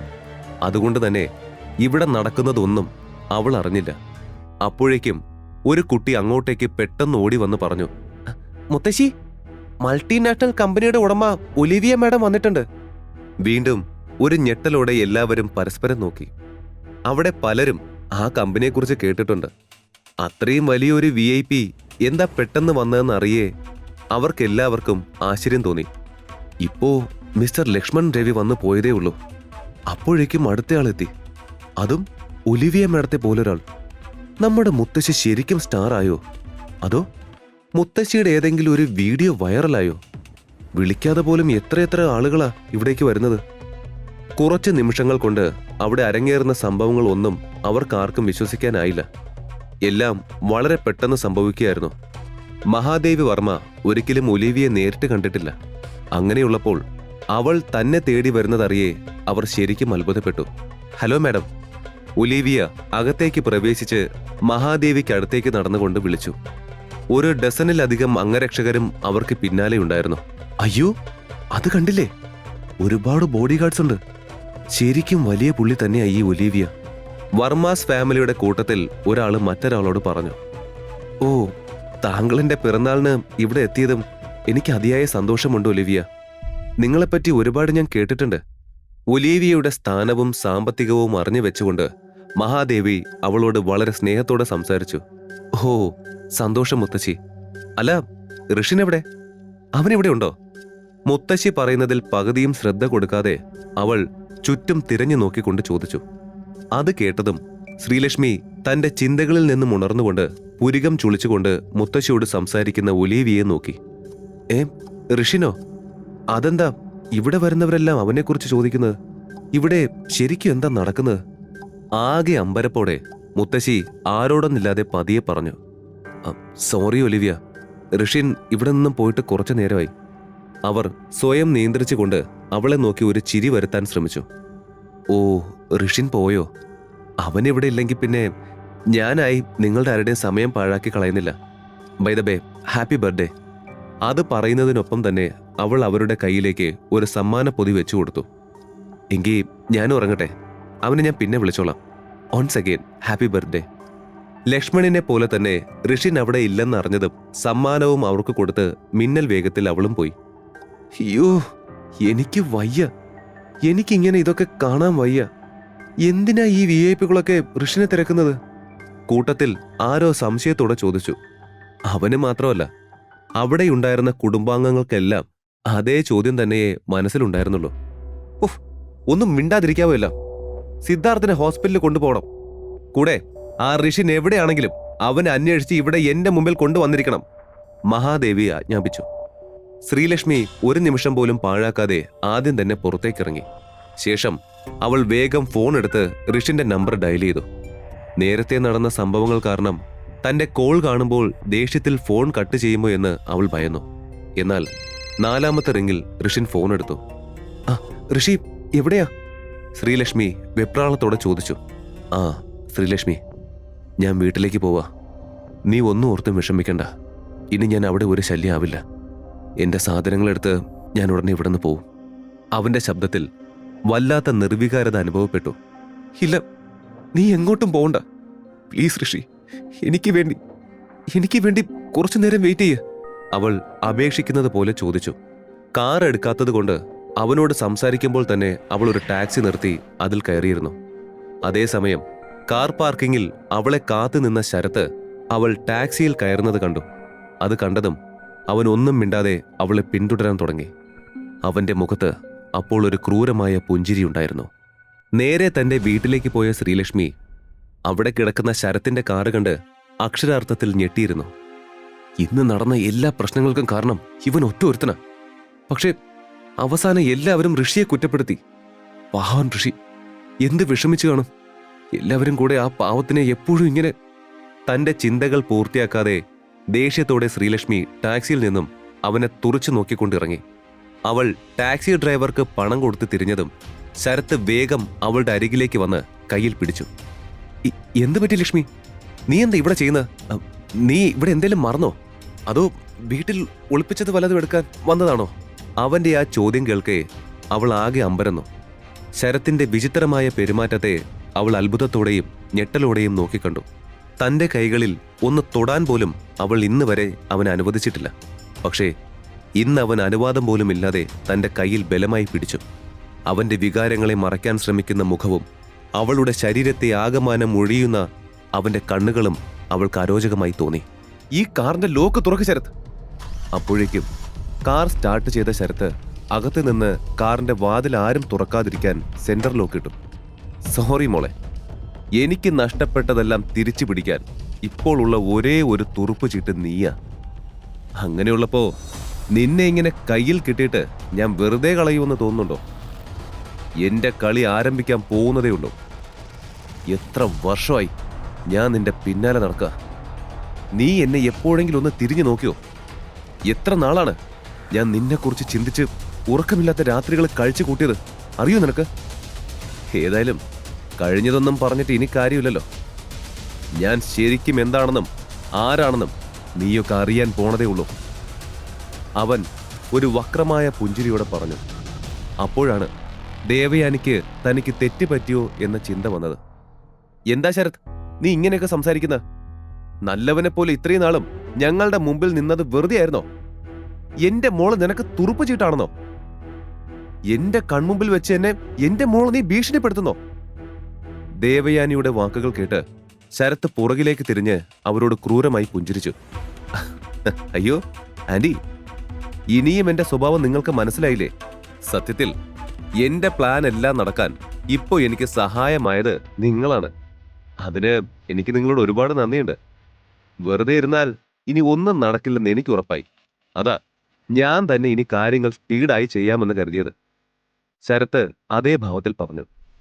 ശേഷം അവൻ പതിയെ കാറിന്റെ സ്പീഡ് കൂട്ടി. അതോടെ ശരത്തിന്റെ വിചിത്രമായ പ്രവൃത്തികൾ കണ്ട് ശ്രീലക്ഷ്മിയും ദേവയാനിയും തീർത്തും ഞെട്ടി. പെട്ടെന്ന് ഓർമ്മ വന്ന പോലെ ശ്രീലക്ഷ്മി അവളുടെ ഫോണിനായി കൈയെത്തി. അത് കണ്ടതും ശരത്ത് പിന്നിലേക്ക് തിരിഞ്ഞ് മിന്നൽ വേഗത്തിൽ അത് അവളുടെ കയ്യിൽ നിന്നും തട്ടിത്തെറിപ്പിച്ചു. അതോടെ അവർ ഇനിയും രക്ഷപ്പെടാൻ ശ്രമിക്കുമെന്ന് അവൻ ഉറപ്പായി. അതുകൊണ്ട് അവൻ ഒട്ടും സമയം കളയാതെ വേഗം തിരിഞ്ഞ് ദേവയാനിയുടെ ബാഗും പിടിച്ചു വലിച്ച് ജനലിലൂടെ പുറത്തേക്കെറിഞ്ഞു. അവന്റെ മുഖം ദേഷ്യം കൊണ്ട് വലിഞ്ഞു മുറുകിയിരുന്നു. അത് കാണേ ശ്രീലക്ഷ്മിക്കും ദേവയാനിക്കും അവനെ നോക്കാൻ പോലും ഭയം തോന്നി. കാരണം അത്രയും ക്രൂരമായ അവന്റെ ഭാവം അവരെ വല്ലാതെ പേടിപ്പിച്ചു. ശരത്, പ്ലീസ് ഒന്ന് കാർ നിർത്തോ. എന്നെ വെറുതെ വിട്ടേക്ക്. എനിക്ക് എന്റെ ഋഷിയുടെ അടുത്തേക്ക് പോണം. പ്ലീസ് ഒന്ന് നിർത്തോ. ശ്രീലക്ഷ്മി കരച്ചിലിന്റെ വക്കിലെത്തി. ഇല്ല, അങ്ങനെ പറ്റില്ലല്ലോ. എന്റെ ലക്ഷ്മി, നിന്നെ ഇത്രയും കഷ്ടപ്പെട്ട് കുടുക്കിയത് ഇങ്ങനെ ഈസിയായി പറഞ്ഞുവിടാൻ വേണ്ടിയാണോ? നിന്നെ എന്റെ ആക്കാൻ ഞാൻ എന്ത് വേണമെങ്കിലും ചെയ്യും. ആ വാക്കുകൾ കേട്ട് ശ്രീലക്ഷ്മി ഒരു നടുക്കത്തോടെ അവനെ നോക്കി. എന്തെങ്കിലും ചെയ്തേ പറ്റൂ എന്ന ചിന്തയിൽ അവൾ വേഗം കാറിന്റെ ഡോർ തുറക്കാൻ ശ്രമിച്ചു. പക്ഷേ അതൊന്ന് അനക്കാൻ പോലും അവൾക്ക് കഴിഞ്ഞില്ല. അവൾ സീറ്റിൽ നിന്നും എഴുന്നേറ്റ് ശരത്തിന്റെ ഷർട്ടിൽ പിടിച്ചു. അവന്റെ കഴുത്തിൽ പിടിച്ചും അവനെ കയ്യിലടിച്ചും അവൾ കാർ നിർത്താൻ ശ്രമിച്ചു. എന്നാൽ എല്ലാം നഷ്ടപ്പെട്ട് മാനസികമായി തകർന്ന അവസ്ഥയിലായിരുന്നു ശരത്ത്.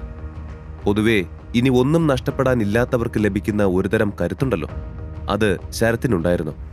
തന്നെ പിന്നിൽ നിന്നും ആക്രമിക്കുന്ന ശ്രീലക്ഷ്മിയെ അവൻ നിമിഷ നേരത്തിൽ തന്നെ കൈകാര്യം ചെയ്തു. അവളെ നിഷ്പ്രയാസം അവൻ പിന്നിലേക്ക് ആഞ്ഞു തള്ളി. അതിന്റെ ആഘാതത്തിൽ അവൾ അറിയാതെ തന്നെ സീറ്റിലേക്ക് തലയിടിച്ച് വീണു. ദേഷ്യം തീരാതെ അവൻ പെട്ടെന്നൊരു സ്ഥലത്ത് കാറ് നിർത്തി. തന്റെ സീറ്റിൽ നിന്നും ഉയർന്ന് പിന്നിലെ സീറ്റിലേക്ക് വീണുപോയ ശ്രീലക്ഷ്മിയുടെ കവളിൽ ആഞ്ഞടിച്ചു. അതുവരെ കാറിന്റെ ഒരറ്റത്തായി ഭയന്നിരുന്ന ദേവയാനി അതോടെ പേടിച്ച് കരയാൻ തുടങ്ങി. ദേവയാനി പുറമേ ധൈര്യശാലിയായി തോന്നുമെങ്കിലും അവർ ശരിക്കും വെറും ഒരു ഭീരുവായിരുന്നു. മോളെ ലച്ചു, വേണ്ട, നീ ഒന്നും മിണ്ടല്ലേ. അവൻ എന്താ ചെയ്യുന്നെന്ന് അവന് തന്നെ അറിയില്ല. ഇങ്ങനെ ദേഷ്യത്തിൽ ഓരോന്ന് ചെയ്തു കൂട്ടുന്ന അവനെ നീ ഇനിയും പ്രതികരിച്ച് പ്രകോപിപ്പിക്കല്ലേ. മോൾ ഇങ്ങനെ വണ്ടി ഓടിക്കുമ്പോൾ അവനെ ഉപദ്രവിക്കുകയും രക്ഷപ്പെടാൻ ശ്രമിക്കുകയും ചെയ്താ ഈ വണ്ടിയുടെ ബാലൻസ് തെറ്റി ഇത് എവിടെയെങ്കിലും മറിഞ്ഞു പോയാലോ? നമ്മുടെ ജീവനും കൂടെ പോവില്ലേ? ഒന്ന് സമാധാനായിട്ടിരിക്കും മോളെ. അമ്മയുടെ അപേക്ഷയായെങ്കിലും എടുക്ക്, പ്ലീസ് മോളെ. അവർ ഭയന്നുകൊണ്ട് ശ്രീലക്ഷ്മിക്ക് മുന്നറിയിപ്പ് കൊടുത്തു. അതോടെ നിറഞ്ഞ കണ്ണുകളാൽ ശ്രീലക്ഷ്മി മൗനമായത് കണ്ടതും ദേവയാനിയുടെ കണ്ണുകൾ അവളിൽ നിന്നും ശരത്തിലേക്ക് എത്തി നിന്നു. ശരത്തെ, നിന്നെ ഞാൻ കണ്ണുമടച്ച് വിശ്വസിച്ചതല്ലേ? എന്നിട്ട് നീ ഞങ്ങളോട്... ഞാൻ എന്റെ മോളെ ഒരു തവണ പോലും തല്ലിയിട്ടില്ല, അറിയോ നിനക്ക്? ആ മോളെയാ നീ എന്റെ മുമ്പിൽ വെച്ച് അടിച്ചത്. ഒരു ഭർത്താവുള്ള കുഞ്ഞ എന്റെ മോള്. അവളെയാ നീ ഇങ്ങനെ തട്ടിക്കൊണ്ടു പോവാൻ നോക്കുന്നത്. അവർ ദേഷ്യത്തോടെ അവനെ നോക്കി പറഞ്ഞു. ഹലോ അമ്മായിയമ്മേ, അവളെ തൊടാൻ പോലും എനിക്ക് അവളുടെ അനുവാദം വേണ്ട. കാരണം ഈ കാറിൽ കേറിയപ്പോൾ മുതൽ അവൾ എന്റെയായി. ഇനി അവൾക്കൊരു തിരിച്ചുപോക്കുണ്ടാവില്ല. ഞാൻ ചിലപ്പോൾ അവളെ നിങ്ങളുടെ മുമ്പിൽ വെച്ച് തല്ലും. ചിലപ്പോൾ ഇവളെ ഞാൻ നല്ലതുപോലെ അങ്ങ് സ്നേഹിക്കും. അതൊന്നും നിങ്ങൾ അറിയണ്ട കേട്ടോ പെണ്ണുമ്പിള്ളെ. ശരത്തിന്റെ വാക്കുകൾ കേട്ടതും ശ്രീലക്ഷ്മിക്ക് വല്ലാത്ത വെറുപ്പ് തോന്നി. ഛീ, നിനക്ക് നാണമില്ലേ ഇങ്ങനെയൊക്കെ സംസാരിക്കാൻ? എങ്ങനെയാ നീ ഇത്രയും നാള് നല്ലവനെ പോലെ എന്റെ മുന്നിൽ നടിച്ചത്? എന്റെ ഒരു നല്ല സുഹൃത്തായിട്ടാ ഞാൻ നിന്നെ കണ്ടത്. എന്നിട്ട് നീ എന്നെ കൂടെ നിന്ന് ചതിക്കുമായിരുന്നോ? നിന്നോടുണ്ടായിരുന്ന വിശ്വാസവും സ്നേഹവും ഒക്കെ ഒറ്റ നിമിഷം കൊണ്ട് നീ തന്നെ ഇല്ലാതാക്കിയില്ലേ? നിന്നെ എനിക്ക് വെറുപ്പ് നിറഞ്ഞ മുഖത്തോടെ അവനെ നോക്കി ശ്രീലക്ഷ്മി പറഞ്ഞു. ഒന്ന് പോടി. നീ ഇനി എന്തൊക്കെ പറഞ്ഞാലും എന്റെ തീരുമാനത്തിൽ ഒരു മാറ്റവും. ഞാൻ നല്ലവനാണെന്ന് ഞാൻ ആരോടും പറഞ്ഞിട്ടില്ല. ഇനി ഈ ശരത്തിനെ ആർക്കും തടയാൻ കഴിയില്ല. ഇനി എനിക്കൊന്നും നഷ്ടപ്പെടാനില്ല. എനിക്ക് എന്റേതെന്ന് പറയാനുണ്ടായിരുന്നവയൊക്കെ നഷ്ടപ്പെട്ടു. എന്റെ ബിസിനസ്, എന്റെ വീട്, സ്വത്ത് എല്ലാം ഒറ്റ രാത്രി കൊണ്ട് എന്നെ വിട്ടുപോയി. അങ്ങനെ എല്ലാം നഷ്ടപ്പെട്ട ഞാൻ ഇനി എന്തിനാ നല്ലവനായിട്ട് തുടർന്ന് അഭിനയിക്കുന്നേ? ഇനി എന്റെ യഥാർത്ഥ മുഖവുമായി ജീവിക്കാൻ തന്നെ ഞാൻ തീരുമാനിച്ചു. ഇതാടി ശരിക്കുള്ള ഞാൻ. എന്തേ, നിനക്ക് ഇഷ്ടമായില്ലേ? നിനക്ക് ഇഷ്ടമായാലും ഇല്ലേലും ഇതാ ഞാൻ ഇനി എനിക്ക് വേണ്ടതെല്ലാം നേടിയെടുക്കും, നിന്നെ ഉൾപ്പെടെ. എന്റെ ഇനിയുള്ള വിജയം, അതിനുള്ള എന്റെ ആദ്യ പടി തന്നെ നീയാ. ശരത്ത് ഒരു ക്രൂരമായ ചിരിയോടെ പറഞ്ഞു. അവന്റെ യഥാർത്ഥ മുഖം അപ്പോൾ തെളിഞ്ഞു കാണുകയായിരുന്നു. എന്ത് ചെയ്യണമെന്നറിയാതെ എല്ലാം കേട്ടു നിന്ന ശ്രീലക്ഷ്മി പൊട്ടിക്കരഞ്ഞു. ഋഷി, എവിടെയാ നീ? ഇവൻ എന്നെ തൊട്ടാ പിന്നെ ഞാൻ ജീവനോടെ കാണില്ല. ഋഷി, നീ എവിടെയാ? ഏകദേശം 1 മണിക്കൂറോളം വേഗത്തിൽ കാർ ഓടിച്ചാണ് ശരത്ത് ടൗണിന്റെ പുറം ഭാഗത്തെത്തിയത്. ശബ്ദമുണ്ടാക്കാതെ ഉള്ളിൽ നിന്നും ഇറങ്ങി ആരെങ്കിലും ശ്രദ്ധിക്കുന്നുണ്ടോ എന്നറിയാൻ അവൻ ചുറ്റും നോക്കി. അധികം ആൾതാമസവും ഒച്ചയുമില്ലാത്ത ഒരു സ്ഥലം. അവിടെ ഒരു വീട് ശരത്ത് തനിക്കായി നേരത്തെ തന്നെ കണ്ടുപിടിച്ചിരുന്നു. ശ്രീലക്ഷ്മിയെയും ദേവയാനിയെയും ആ വീട്ടിലേക്ക് കൊണ്ടുപോകുന്നതിന് മുൻപ് കയറെടുക്കാമെന്ന് കരുതി അവൻ കാറിന്റെ ഡോർ ശ്രദ്ധാപൂർവം ലോക്ക് ചെയ്തു. സോറി മോളെ, ഞാൻ കാരണമാണ് മോളി പ്രശ്നത്തിൽ അകപ്പെട്ടത്. ദേവയാനി നിറഞ്ഞ കണ്ണുകളോടെ അവളുടെ കവിളിൽ തലയോടി. ഞാൻ പറഞ്ഞതല്ലേ അവനെ വിശ്വസിക്കരുതെന്ന്. അവൻ അഭിനയിക്കുകയാണെന്ന്. ഞാൻ പറഞ്ഞതൊന്നും കേൾക്കാതെയല്ലേ അമ്മ ഇങ്ങനെ ചെയ്തേ? അവൾ അവളുടെ ഇപ്പോഴത്തെ അവസ്ഥയ്ക്ക് കാരണമായ ദേവയാനിയോട് സങ്കടത്തോടെയും ദേഷ്യത്തോടെയും കരഞ്ഞുകൊണ്ട് പറഞ്ഞു. അപ്പോഴേക്കും ശരത്ത് കയറുമായി തിരികെ വന്ന് കാറിൽ കയറി ഇരുവരുടെയും കൈകൾ പിന്നിലേക്ക് വലിച്ച് ബലമായി ബന്ധിച്ചു. മാനസികമായി തളർന്നുപോയ ശ്രീലക്ഷ്മിക്ക് അവനോട് കൂടുതൽ പോരാടാൻ കഴിഞ്ഞില്ല. അവൾ അവന്റെ ബലത്തിനു മുൻപിൽ പോരാടാൻ പോലും കഴിയാതെ ഒരു പാവയെ പോലെ ഇരുന്നു. അയ്യോ രക്ഷിക്കണേ! അയ്യോ നാട്ടുകാരെ, ഓടി വരണേ! ആരെങ്കിലും ഞങ്ങളെ രക്ഷിക്കണേ! ദേവയാനി നിലവിളിക്കാൻ തുടങ്ങിയെങ്കിലും അധിക നേരം വേണ്ടി വന്നില്ല. അവന് വീടിന്റെ വാതിൽ തുറന്ന് അവരെ ഇരുട്ടുമുറിയിലേക്ക് വലിച്ചിഴച്ച് വാതിലടയ്ക്കാൻ വേണ്ടി. ഈ ഭാഗത്ത് 1-2 വീടുകളേ ഉള്ളൂ.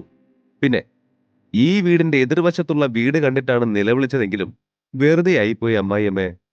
അവിടെ ഇപ്പോ ആരും താമസിക്കുന്നില്ല. നിങ്ങളെ രക്ഷിക്കാൻ ഇവിടെ ഒരു പട്ടിക്കുഞ്ഞു പോലും വരില്ല. ഞാൻ തീരുമാനിക്കുന്നത് വരെ നിങ്ങൾ 2 പേർക്കും ഇവിടെ നിന്ന് ഇനി ഒന്ന് അനങ്ങാൻ പോലും കഴിയില്ല. ശരത്ത് ശ്രീലക്ഷ്മിയെ അടിമുടി നോക്കി വശ്യമായി ചിരിച്ചുകൊണ്ട് പറഞ്ഞു. അല്പം മുൻപ് വരെ ശരത്തിനെ ശ്രീലക്ഷ്മിയെ കൊണ്ട് കെട്ടിക്കാമെന്ന് കരുതിയിരുന്നു ദേവയാനി. ഇപ്പോ ശരത്തിനെ നോക്കി ഭയത്തോടെ വിറയ്ക്കുകയാണ്. ശരത്തെ, നീ ഈ ചെയ്യുന്നതൊക്കെ മണ്ടത്തരമാണ്. നീ ഇനി എന്ത് ചെയ്താലും ശ്രീലക്ഷ്മി അവനെ ഡിവോഴ്സ് ചെയ്യില്ല. അതുകൊണ്ട് നീ ഇനി എന്ത് ചെയ്താലും പ്രയോജനമില്ല. അവൾ ഇപ്പോഴും ഋഷിയുടെ ഭാര്യയാണ്. ദേവയാനി അവനെ പറഞ്ഞ് മനസ്സിലാക്കാൻ ശ്രമിച്ചു. എന്നാൽ അത് കേട്ടതും അവന്റെ ഭാവം തന്നെ മാറി. അവന് നല്ല ദേഷ്യം വന്നു. മിണ്ടിപ്പോരുത്! അവൻ അവരോടായി അലറി. നിങ്ങളെന്താ എന്നെ പഠിപ്പിക്കാൻ വരുവാണോ?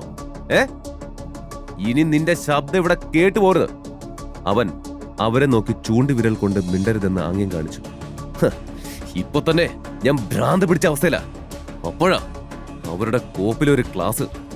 ഞാനും ഇങ്ങനെയൊക്കെ ആവണമെന്ന് ആഗ്രഹിച്ചല്ലോ, പക്ഷെ ഒന്നും എന്റെ വഴിക്ക് വന്നില്ല. ഞാനും നിങ്ങളെപ്പോലെ സാധാരണ ഒരു കല്യാണം ആഗ്രഹിച്ചതാ. പക്ഷേ ഞാൻ സ്നേഹിച്ച പെണ്ണ് വേറൊരുത്തനെ കെട്ടിയില്ലേ? നീ ശരിക്കും പോലീസിനെ അറിയിച്ച് അവരെയും കൂട്ടിക്കൊണ്ടു വന്നോ? ശരത്ത് അല്പം പതർച്ചയോടെ ചോദിച്ചു. നിന്നെ പോലുള്ള പൊട്ടന്മാർക്ക് അവരാണ് നല്ലത്. ഋഷിയുടെ മറുപടി പുച്ഛം നിറഞ്ഞതായിരുന്നു. ഇനി നീ മര്യാദയ്ക്ക് രണ്ടുപേരെയും വിട്ടയച്ചില്ലെങ്കിൽ ജീവിതാവസാനം വരെ നിനക്ക് ജയിലിൽ കിടക്കാം. പറഞ്ഞില്ലെന്ന് വേണ്ട. എനിക്കറിയാം നീ കള്ളം പറയാണെന്ന്. ഇങ്ങനെ പറഞ്ഞാൽ ഞാൻ പേടിക്കുമെന്ന് നീ വിചാരിക്കണ്ട. എനിക്ക് ഈസിയായി ഇതിൽ നിന്നൊക്കെ ഊരിപ്പോരാം. ശരത്ത് ഭയം മറച്ചുകൊണ്ട് അവനോട് വീരവാദം മുഴക്കി. നിന്നെ ഇവിടുന്ന് രക്ഷപ്പെടാൻ ഞാൻ സഹായിക്കാം, പക്ഷേ അവരെ വെറുതെ വിടണം. രണ്ടുപേരെയും ഒരുമിച്ച് കൊണ്ടുപോകുന്നതിലും ഭേദം ഒരാളെ കത്തി ഭീഷണിപ്പെടുത്തുന്നതല്ലേ നല്ലത്. അപ്പോ നീ അവരെ വിട്ടേക്ക്. അവർക്ക് പകരം നീ എന്നെ ബന്ധിയാക്കിക്കോ. എന്നെ കൊല്ലുമെന്ന് കാണിച്ച് നീ അവരുടെ അടുത്തുനിന്ന് രക്ഷപ്പെട്ടോ. ഋഷി അങ്ങനെ ഒരു ആശയം മുന്നിൽ വെച്ചതും ആകെ പതറി നിന്ന ശരത്ത് അതിനോട് അല്പം ചായ്വ് കാണിച്ചു. അതേസമയം ഋഷി പറഞ്ഞത് കേട്ട് ശ്രീലക്ഷ്മി ആകെ ഞെട്ടി. ഋഷി, നീ എന്താ ഈ പറയുന്നേ? അതൊന്നും വേണ്ട. നീ ആദ്യം ഇവിടുന്ന് രക്ഷപ്പെടാൻ നോക്ക്, അവൾ പരിഭ്രമത്തോടെ പറഞ്ഞു. പക്ഷേ ദേവയാനി ഉടനെ അവളെ തടഞ്ഞു. ശേ ലച്ചു, നീ എന്തൊക്കെയായി പറയുന്നേ? നമ്മൾക്ക് രക്ഷപ്പെടണമെങ്കിൽ അവൻ പറയുന്ന പോലെ ചെയ്യണം. അവൻ നമ്മളെ രക്ഷിക്കട്ടെ. ഋഷി പറയുന്ന ശരി. സ്വന്തം ജീവൻ മാത്രം രക്ഷിക്കാൻ ശ്രമിക്കുന്ന തന്റെ അമ്മയെ അവൾ ദേഷ്യത്തോടെ നോക്കി. നീ അവിടെ എന്ത് നോക്കി നിൽക്കുക? പറഞ്ഞതുപോലെ ചെയ്യടാ. വേഗം ഞങ്ങളെ രക്ഷിച്ചിട്ട് നീ ഇവിടെ ഞങ്ങൾക്ക് പകരം ഇരിക്ക്, ഋഷിയോട് ദേവയാനി അമ്മ ആജ്ഞാപിച്ചു. ശരത് ഇതെല്ലാം നോക്കി നിൽക്കുകയായിരുന്നു. അപ്പോഴും അവന്റെ ഉള്ളിൽ മുഴുവൻ വീടിന് ചുറ്റും പോലീസ് ഉണ്ടെന്നുള്ള ഭീതിയായിരുന്നു. പോലീസ് അവിടെ വരുമ്പോൾ വർമാസ് കുടുംബത്തെയും വിവരം അറിയിച്ചിട്ടാണ് വന്നത്. ഒരു ലേഡി അസിസ്റ്റന്റ് കമ്മീഷണർ മുന്നോട്ട് വന്നു. അവളുടെ കീഴിൽ ഒരു ചെറിയ പോലീസ് സേന തന്നെ ഉണ്ടായിരുന്നു. ഏറെ വൈകാതെ മഹാദേവി വർമ്മയും കുടുംബത്തിലെ ചില പ്രധാന അംഗങ്ങളും അവിടേക്ക് വന്നു. ACP മാഡം, എന്താ ശരിക്കും സംഭവിച്ചത്? അവരിൽ ഒരാൾ ചോദിച്ചു. ശരത്തിന്റെ വീടിന് എതിർവശത്തുള്ള ഒഴിഞ്ഞ വീട്ടിൽ നിന്നും ബൈനോക്കുലറിലൂടെ നിരീക്ഷിക്കുകയായിരുന്നു പോലീസ്. ആ കിഡ്നാപ്പറിനോട് ഋഷി സംസാരിക്കുകയാണ്. എന്താ സംസാരിക്കുന്നതെന്ന് അറിയാൻ വയ്യ, പോലീസുകാരൻ ആ ദൃശ്യം നോക്കിക്കൊണ്ട് പറഞ്ഞു. അവരെ തട്ടിക്കൊണ്ടുപോയ ആൾ ആരാണെന്ന് പറയാമോ? മഹാദേവി സംശയത്തോടെ ചോദിച്ചു. ആ തട്ടിക്കൊണ്ടുപോയ ആളുടെ പേര് ശരത് എന്നാ ഞങ്ങൾ അറിഞ്ഞത്. അവൻ നിങ്ങളുടെ ഫാമിലി ഫ്രണ്ട് ആണല്ലേ? ACP മാഡം അവരോടായി ചോദിച്ചു. എന്താ? ശരത്തിന്റെ പേര് കേട്ടതും അവരെല്ലാവരും ഒന്നടങ്കം ഞെട്ടി. മാഡം, നിങ്ങൾ ഈ പറയുന്നത് സത്യമാണോ? ശരത്ത് വളരെ നല്ല ചെറുക്കനാ. അവൻ ഇങ്ങനെ ചെയ്യുമെന്ന് എനിക്ക് വിശ്വസിക്കാൻ കഴിയുന്നില്ല, മഹാദേവി ഉറപ്പിച്ചു പറഞ്ഞു. ഇത് നിങ്ങൾക്ക് പുതിയതായിരിക്കും, പക്ഷെ സത്യമാണ്. എപ്പോഴും ഇത്തരം കുറ്റകൃത്യങ്ങളിൽ ഏർപ്പെടുന്നവർ കൂടുതലും വിക്ടിംസിനും ഫാമിലിക്കും അടുത്തറിയാവുന്നവരോ നല്ലവരെന്ന് കരുതുന്നവരോ ആയിരിക്കും. മാഡം, അവർ ബന്ദികളെ കൈമാറുന്നതിനെ കുറിച്ചാണ് സംസാരിക്കുന്നതെന്ന് എനിക്ക് തോന്നുന്നു. ഋഷി അവിടെ അവർക്ക് പകരം ബന്ദിയാവും. പകരമായി ആ അമ്മയെയും മകളെയും പുറത്തുവിടാനാണ് പ്ലാൻ എന്ന് തോന്നുന്നു. ബൈനോക്കുലറിലൂടെ നിരീക്ഷിച്ചു കൊണ്ടിരുന്ന പോലീസ് അവരുടെ ചുണ്ടുകൾ അനങ്ങുന്നത് ശ്രദ്ധിച്ചുകൊണ്ട് അറിയിച്ചു. അത് നന്നായി. ഈയൊരു പ്രാവശ്യമെങ്കിലും ആ ഋഷിയെ കൊണ്ട് കുടുംബത്തിന് എന്തെങ്കിലും ഒരു ഉപകാരം ഉണ്ടാവട്ടെ, മഹാദേവി അല്പം പോലും മനുഷ്യത്വമില്ലാതെ പറഞ്ഞു. ശ്രീലക്ഷ്മി ഋഷിനെ അവിടെ വിട്ടു പോകാൻ സമ്മതിക്കാതെ കരയുകയും ബലം പിടിക്കുകയും ചെയ്യുകയായിരുന്നു. പക്ഷേ ദേവയാനി തന്റെ സകല ബലവും ഉപയോഗിച്ച് അവളെ പുറത്തേക്ക് കൊണ്ടുവരാൻ നോക്കുകയാണ്. മിനിറ്റുകൾ പിന്നിട്ടു. ഋഷിയും ശരത്തും സംസാരിക്കുന്നത് പോലീസ് ബൈനോക്കുലറിലൂടെ നോക്കുന്നുണ്ടായിരുന്നു. പെട്ടെന്ന് അവരുടെ പെരുമാറ്റത്തിൽ മാറ്റം വന്നു. ദൈവമേ! അവരെ നിരീക്ഷിച്ചു കൊണ്ടിരുന്നയാൾ അറിയാതെ നിലവിളിച്ചു പോയി. ഓ, നീ വലിയ ഹീറോയാണെന്നാവും നിന്റെ വിചാരം. ഇവരെയൊക്കെ നീ ഇങ്ങനെ രക്ഷിക്കാൻ ശുഷ്കാന്തി കാണിക്കുമ്പോ നീ ഒരു കാര്യം മറക്കരുത്, നീ എന്റെ അടുത്ത് പെട്ടുപോവുകയാണെന്നുള്ള കാര്യം. എന്തായാലും നിന്റെ ആഗ്രഹം ഞാൻ നടത്തിത്തരാം. നീ ഇങ്ങോട്ട് വാടാ. ഋഷിയുടെ പ്ലാൻ വർക്കൗട്ട് ആയതുപോലെ ശരത്ത് അവനെ ബന്ദിയാക്കി അവരെ പുറത്തുവിടാൻ തയ്യാറായി കഴിഞ്ഞിരുന്നു. ഋഷി ഒരു മടിയും കൂടാതെ വേഗം അവന്റെ അരികിലേക്ക് ചെന്ന് രണ്ട് കൈയും പൊക്കിപ്പിടിച്ചു. ഋഷിയുടെ കഴുത്തിനടുത്തേക്ക് കത്തി പിടിച്ചുകൊണ്ട് ശരത്ത് ശ്രീലക്ഷ്മിയെ തന്റെ പിടിയിൽ നിന്നും മോചിതയാക്കി. ദേവയാനിയുടെ കൈകൾ രണ്ടും സ്വതന്ത്രമാക്കപ്പെട്ടിരുന്നു. അതോടെ അവർ ശ്രീലക്ഷ്മിയെ പിടിച്ചു വലിച്ച് പുറത്തേക്ക് നടക്കാൻ തുടങ്ങി. അപ്പോഴാണ് ശ്രീലക്ഷ്മിയുടെ കവിളിൽ സിഗരറ്റിന്റെ പൊടി പറ്റിയ ഒരു കൈയടയാളം ഋഷി കാണുന്നത്. അത് കണ്ടപ്പോൾ തന്നെ ശരത്ത് ചെയ്തതാണ് അതെന്ന് അവന് മനസ്സിലായി. ആ നിമിഷം ഋഷിയുടെ ഉള്ളിൽ നിറഞ്ഞ ദേഷ്യം ആരും കണ്ടില്ല.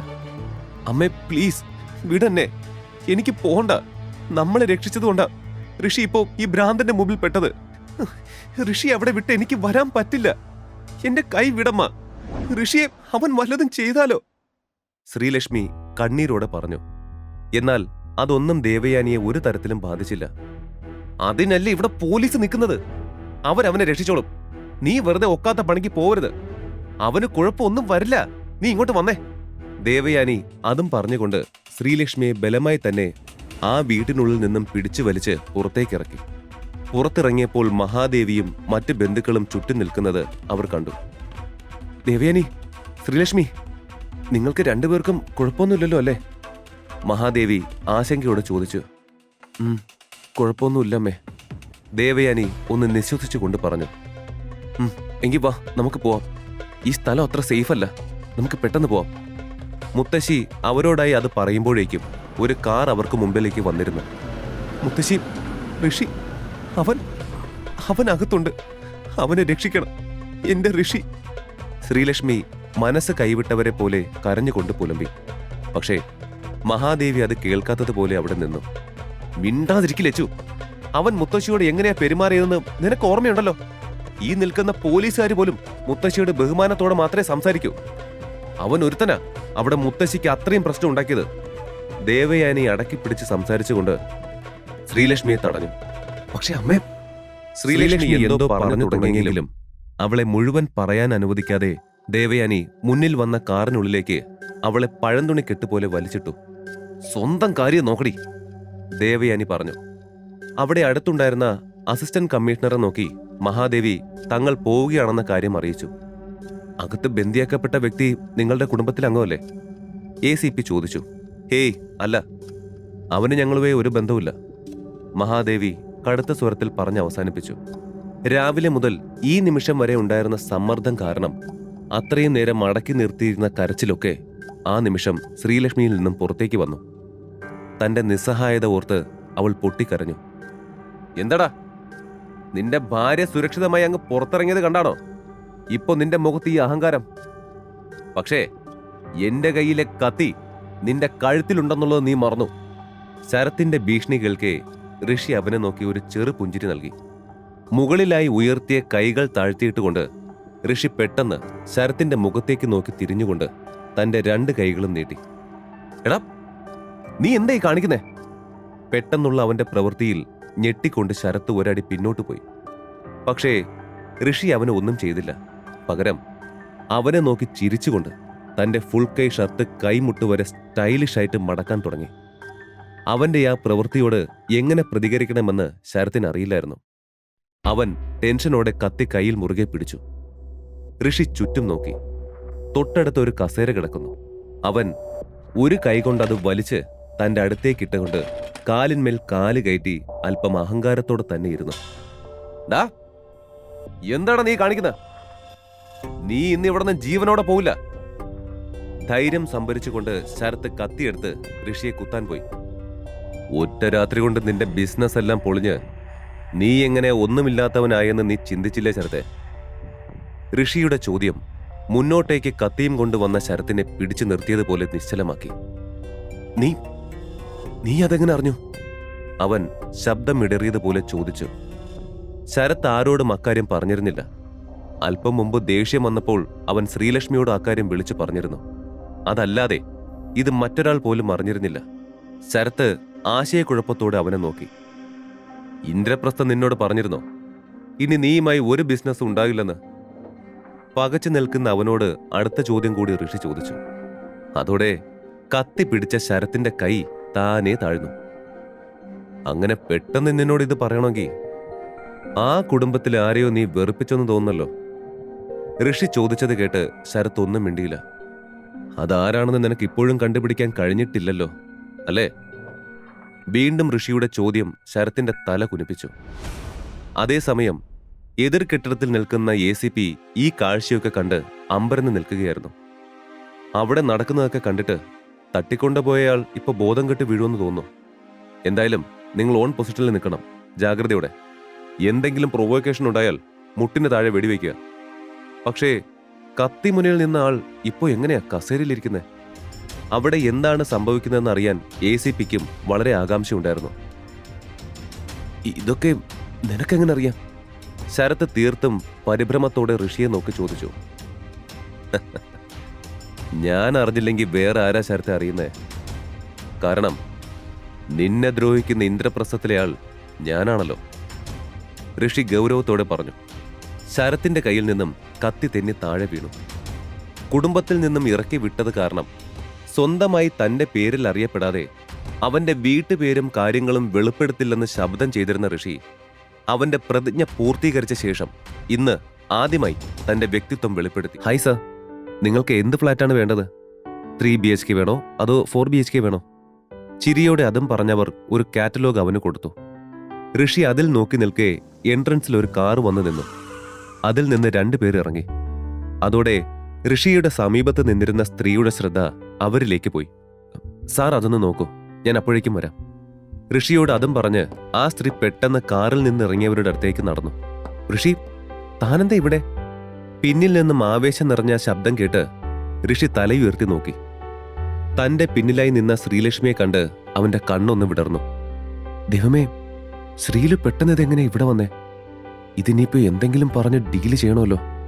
ശ്രീലക്ഷ്മിയെ നോക്കി ഋഷി മനസ്സിലോർത്തു. ഞാൻ ഇവിടെ ഒരു ജോബ് നോക്കാൻ വന്നതായിരുന്നു. പരിഭ്രമം നിറഞ്ഞ ചിരിയോടെ അതും പറഞ്ഞ് ഋഷി ശ്രീലക്ഷ്മിയുടെ അടുത്ത് നിന്ന ആളെ സംശയത്തോടെ നോക്കി.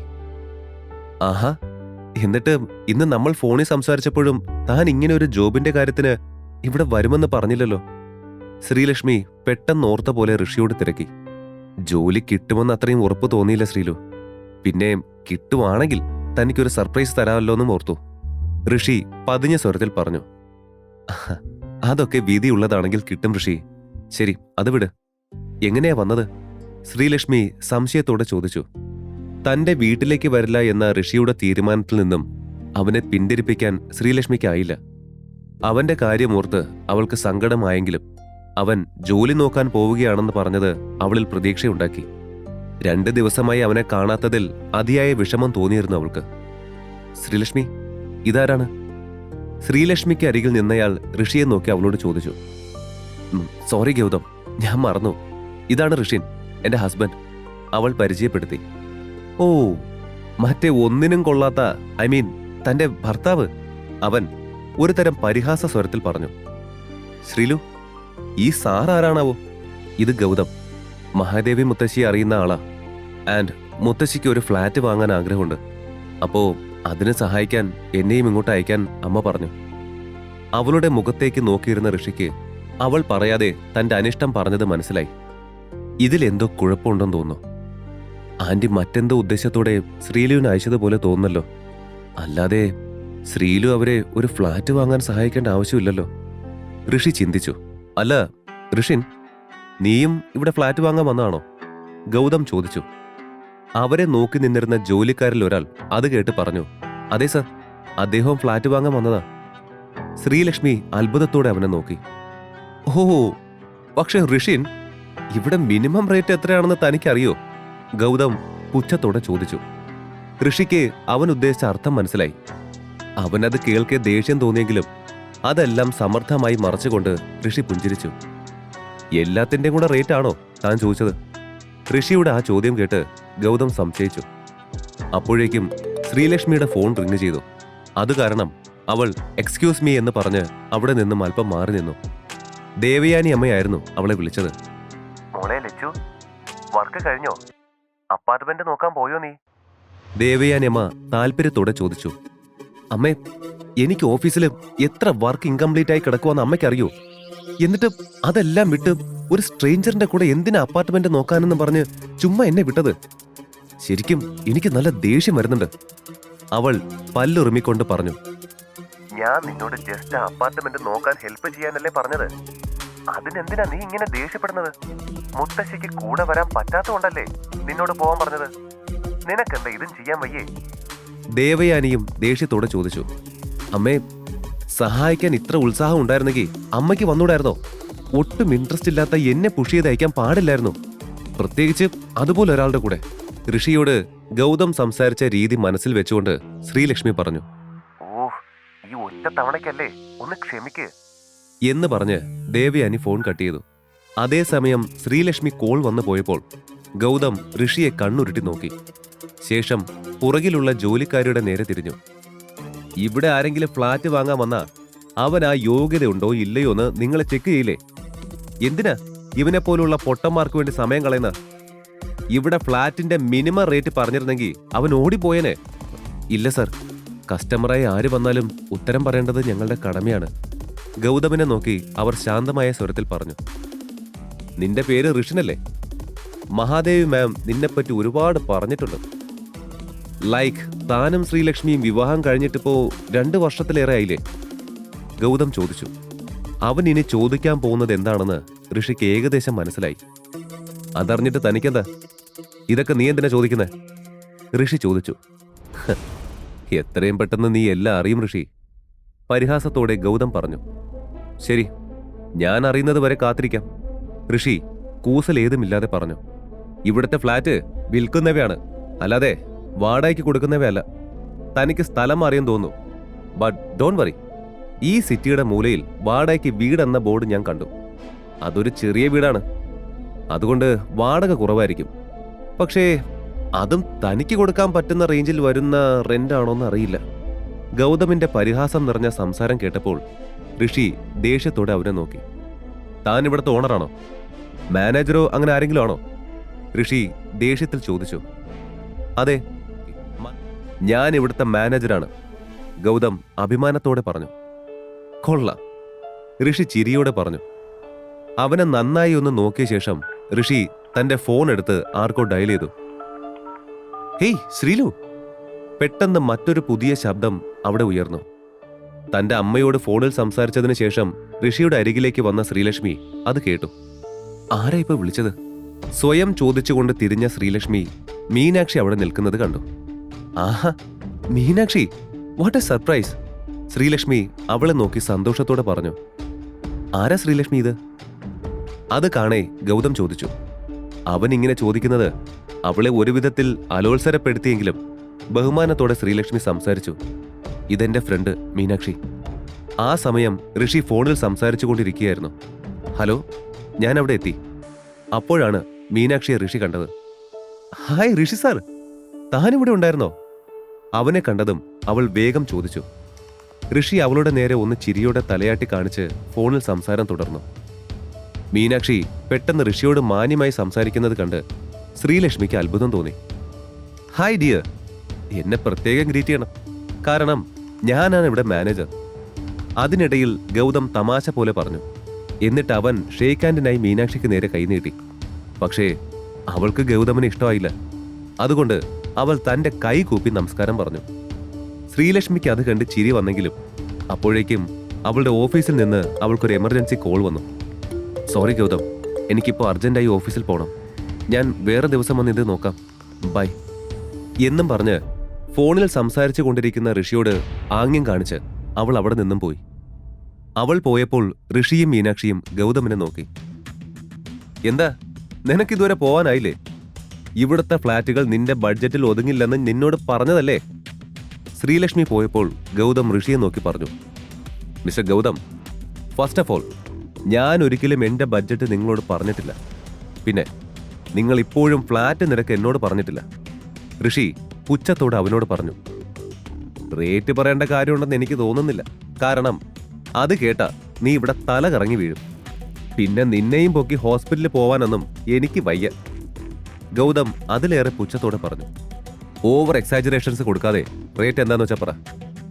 അസ്വസ്ഥനായി ഋഷി പറഞ്ഞു. അതറിഞ്ഞിട്ട് നീ എവിടുന്ന് പൈസ കണ്ടെത്തി വാങ്ങുന്ന? നിന്റെ ഭാര്യയുടെ അടുത്തുനിന്ന് പണം മോഷ്ടിക്കാൻ പോവാണോ? വെയിറ്റ്, ബട്ട് നീ വീട്ടിൽ നിന്ന് ഇറങ്ങിയെന്ന് ഞാൻ കേട്ടല്ലോ. ഗൗതമിന്റെ സ്വരത്തിൽ പരിഹാസം വ്യക്തമായിരുന്നു. അതുവരെ ക്ഷമയോടെ നിന്ന ഋഷിക്ക് അപ്പോൾ ശരിക്കും ദേഷ്യം വന്നു തുടങ്ങി. നീയാണ് ഇവിടുത്തെ മാനേജർ എങ്കിൽ ഞാൻ നിന്നോട് ചോദിക്കും, and you should answer me. ഇവിടുത്തെ ഏറ്റവും നല്ല ഫ്ലാറ്റ് ഏതാണ്? ഋഷി ചോദിച്ചു. പക്ഷെ പറഞ്ഞിട്ട് കാര്യമുണ്ടോ? മഹാദേവി മുത്തശ്ശിയും ദേവയാനി ആന്റിയും പറഞ്ഞു നിനക്കൊരു കഴിവുമില്ലെന്ന്. ഗൗതം ദേവയാനിയെ ആന്റി എന്ന് വിളിച്ചതും എവിടെയോ ഒരു കെണി ഒരുങ്ങുന്ന പോലെ ഋഷിക്ക് തോന്നി. ഓ, അപ്പോ കഥ അങ്ങനെയാണ്. ഇത് ശ്രീലക്ഷ്മി അറിയാതെ നടത്തുന്ന ഒരു പ്ലാനാണെന്ന് മനസ്സിലാക്കി ഋഷി ഓർത്തു. അപ്പോഴേക്കും ഗൗതം ഹാളിന്റെ നടുവിൽ വെച്ചിരുന്ന ഒരു കെട്ടിട മാതൃക ചൂണ്ടിക്കാണിച്ചു. ഇത് SR അപ്പാർട്ട്മെന്റ് ആണ്. എല്ലാ ഹൈടെക് സൗകര്യങ്ങളും ഉണ്ട്. മുകളിലത്തെ നിലയിലെ 2 നിലകൾ വളരെ പ്രത്യേകമായി ചെയ്തതാണ്. അതാണ് ഈ കെട്ടിടത്തിന് ഇത്രയും വിലയുള്ളത്. 80 കോടി. നിനക്കതൊക്കെ സ്വപ്നം കാണാനെങ്കിലും പറ്റുമെന്ന് തോന്നുന്നുണ്ടോ? അവൻ പരിഹാസത്തോടെ ഋഷിയോട് ചോദിച്ചു.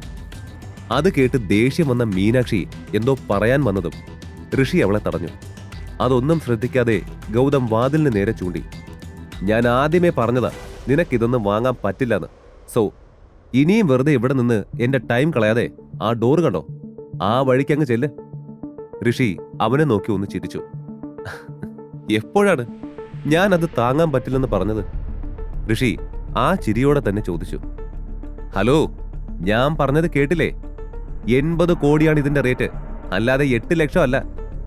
ആ 8 ലക്ഷം തന്നെ കിട്ടാൻ നീ എവിടെ നിന്നെല്ലാം കടം വാങ്ങണം? ഗൗതം ക്ഷമ നശിച്ച പോലെ പറഞ്ഞു. ഋഷി പക്ഷേ അവനെ ശ്രദ്ധിക്കാതെ തന്റെ പോക്കറ്റിൽ നിന്ന് ബ്ലാക്ക് കാർഡ് എടുത്തു.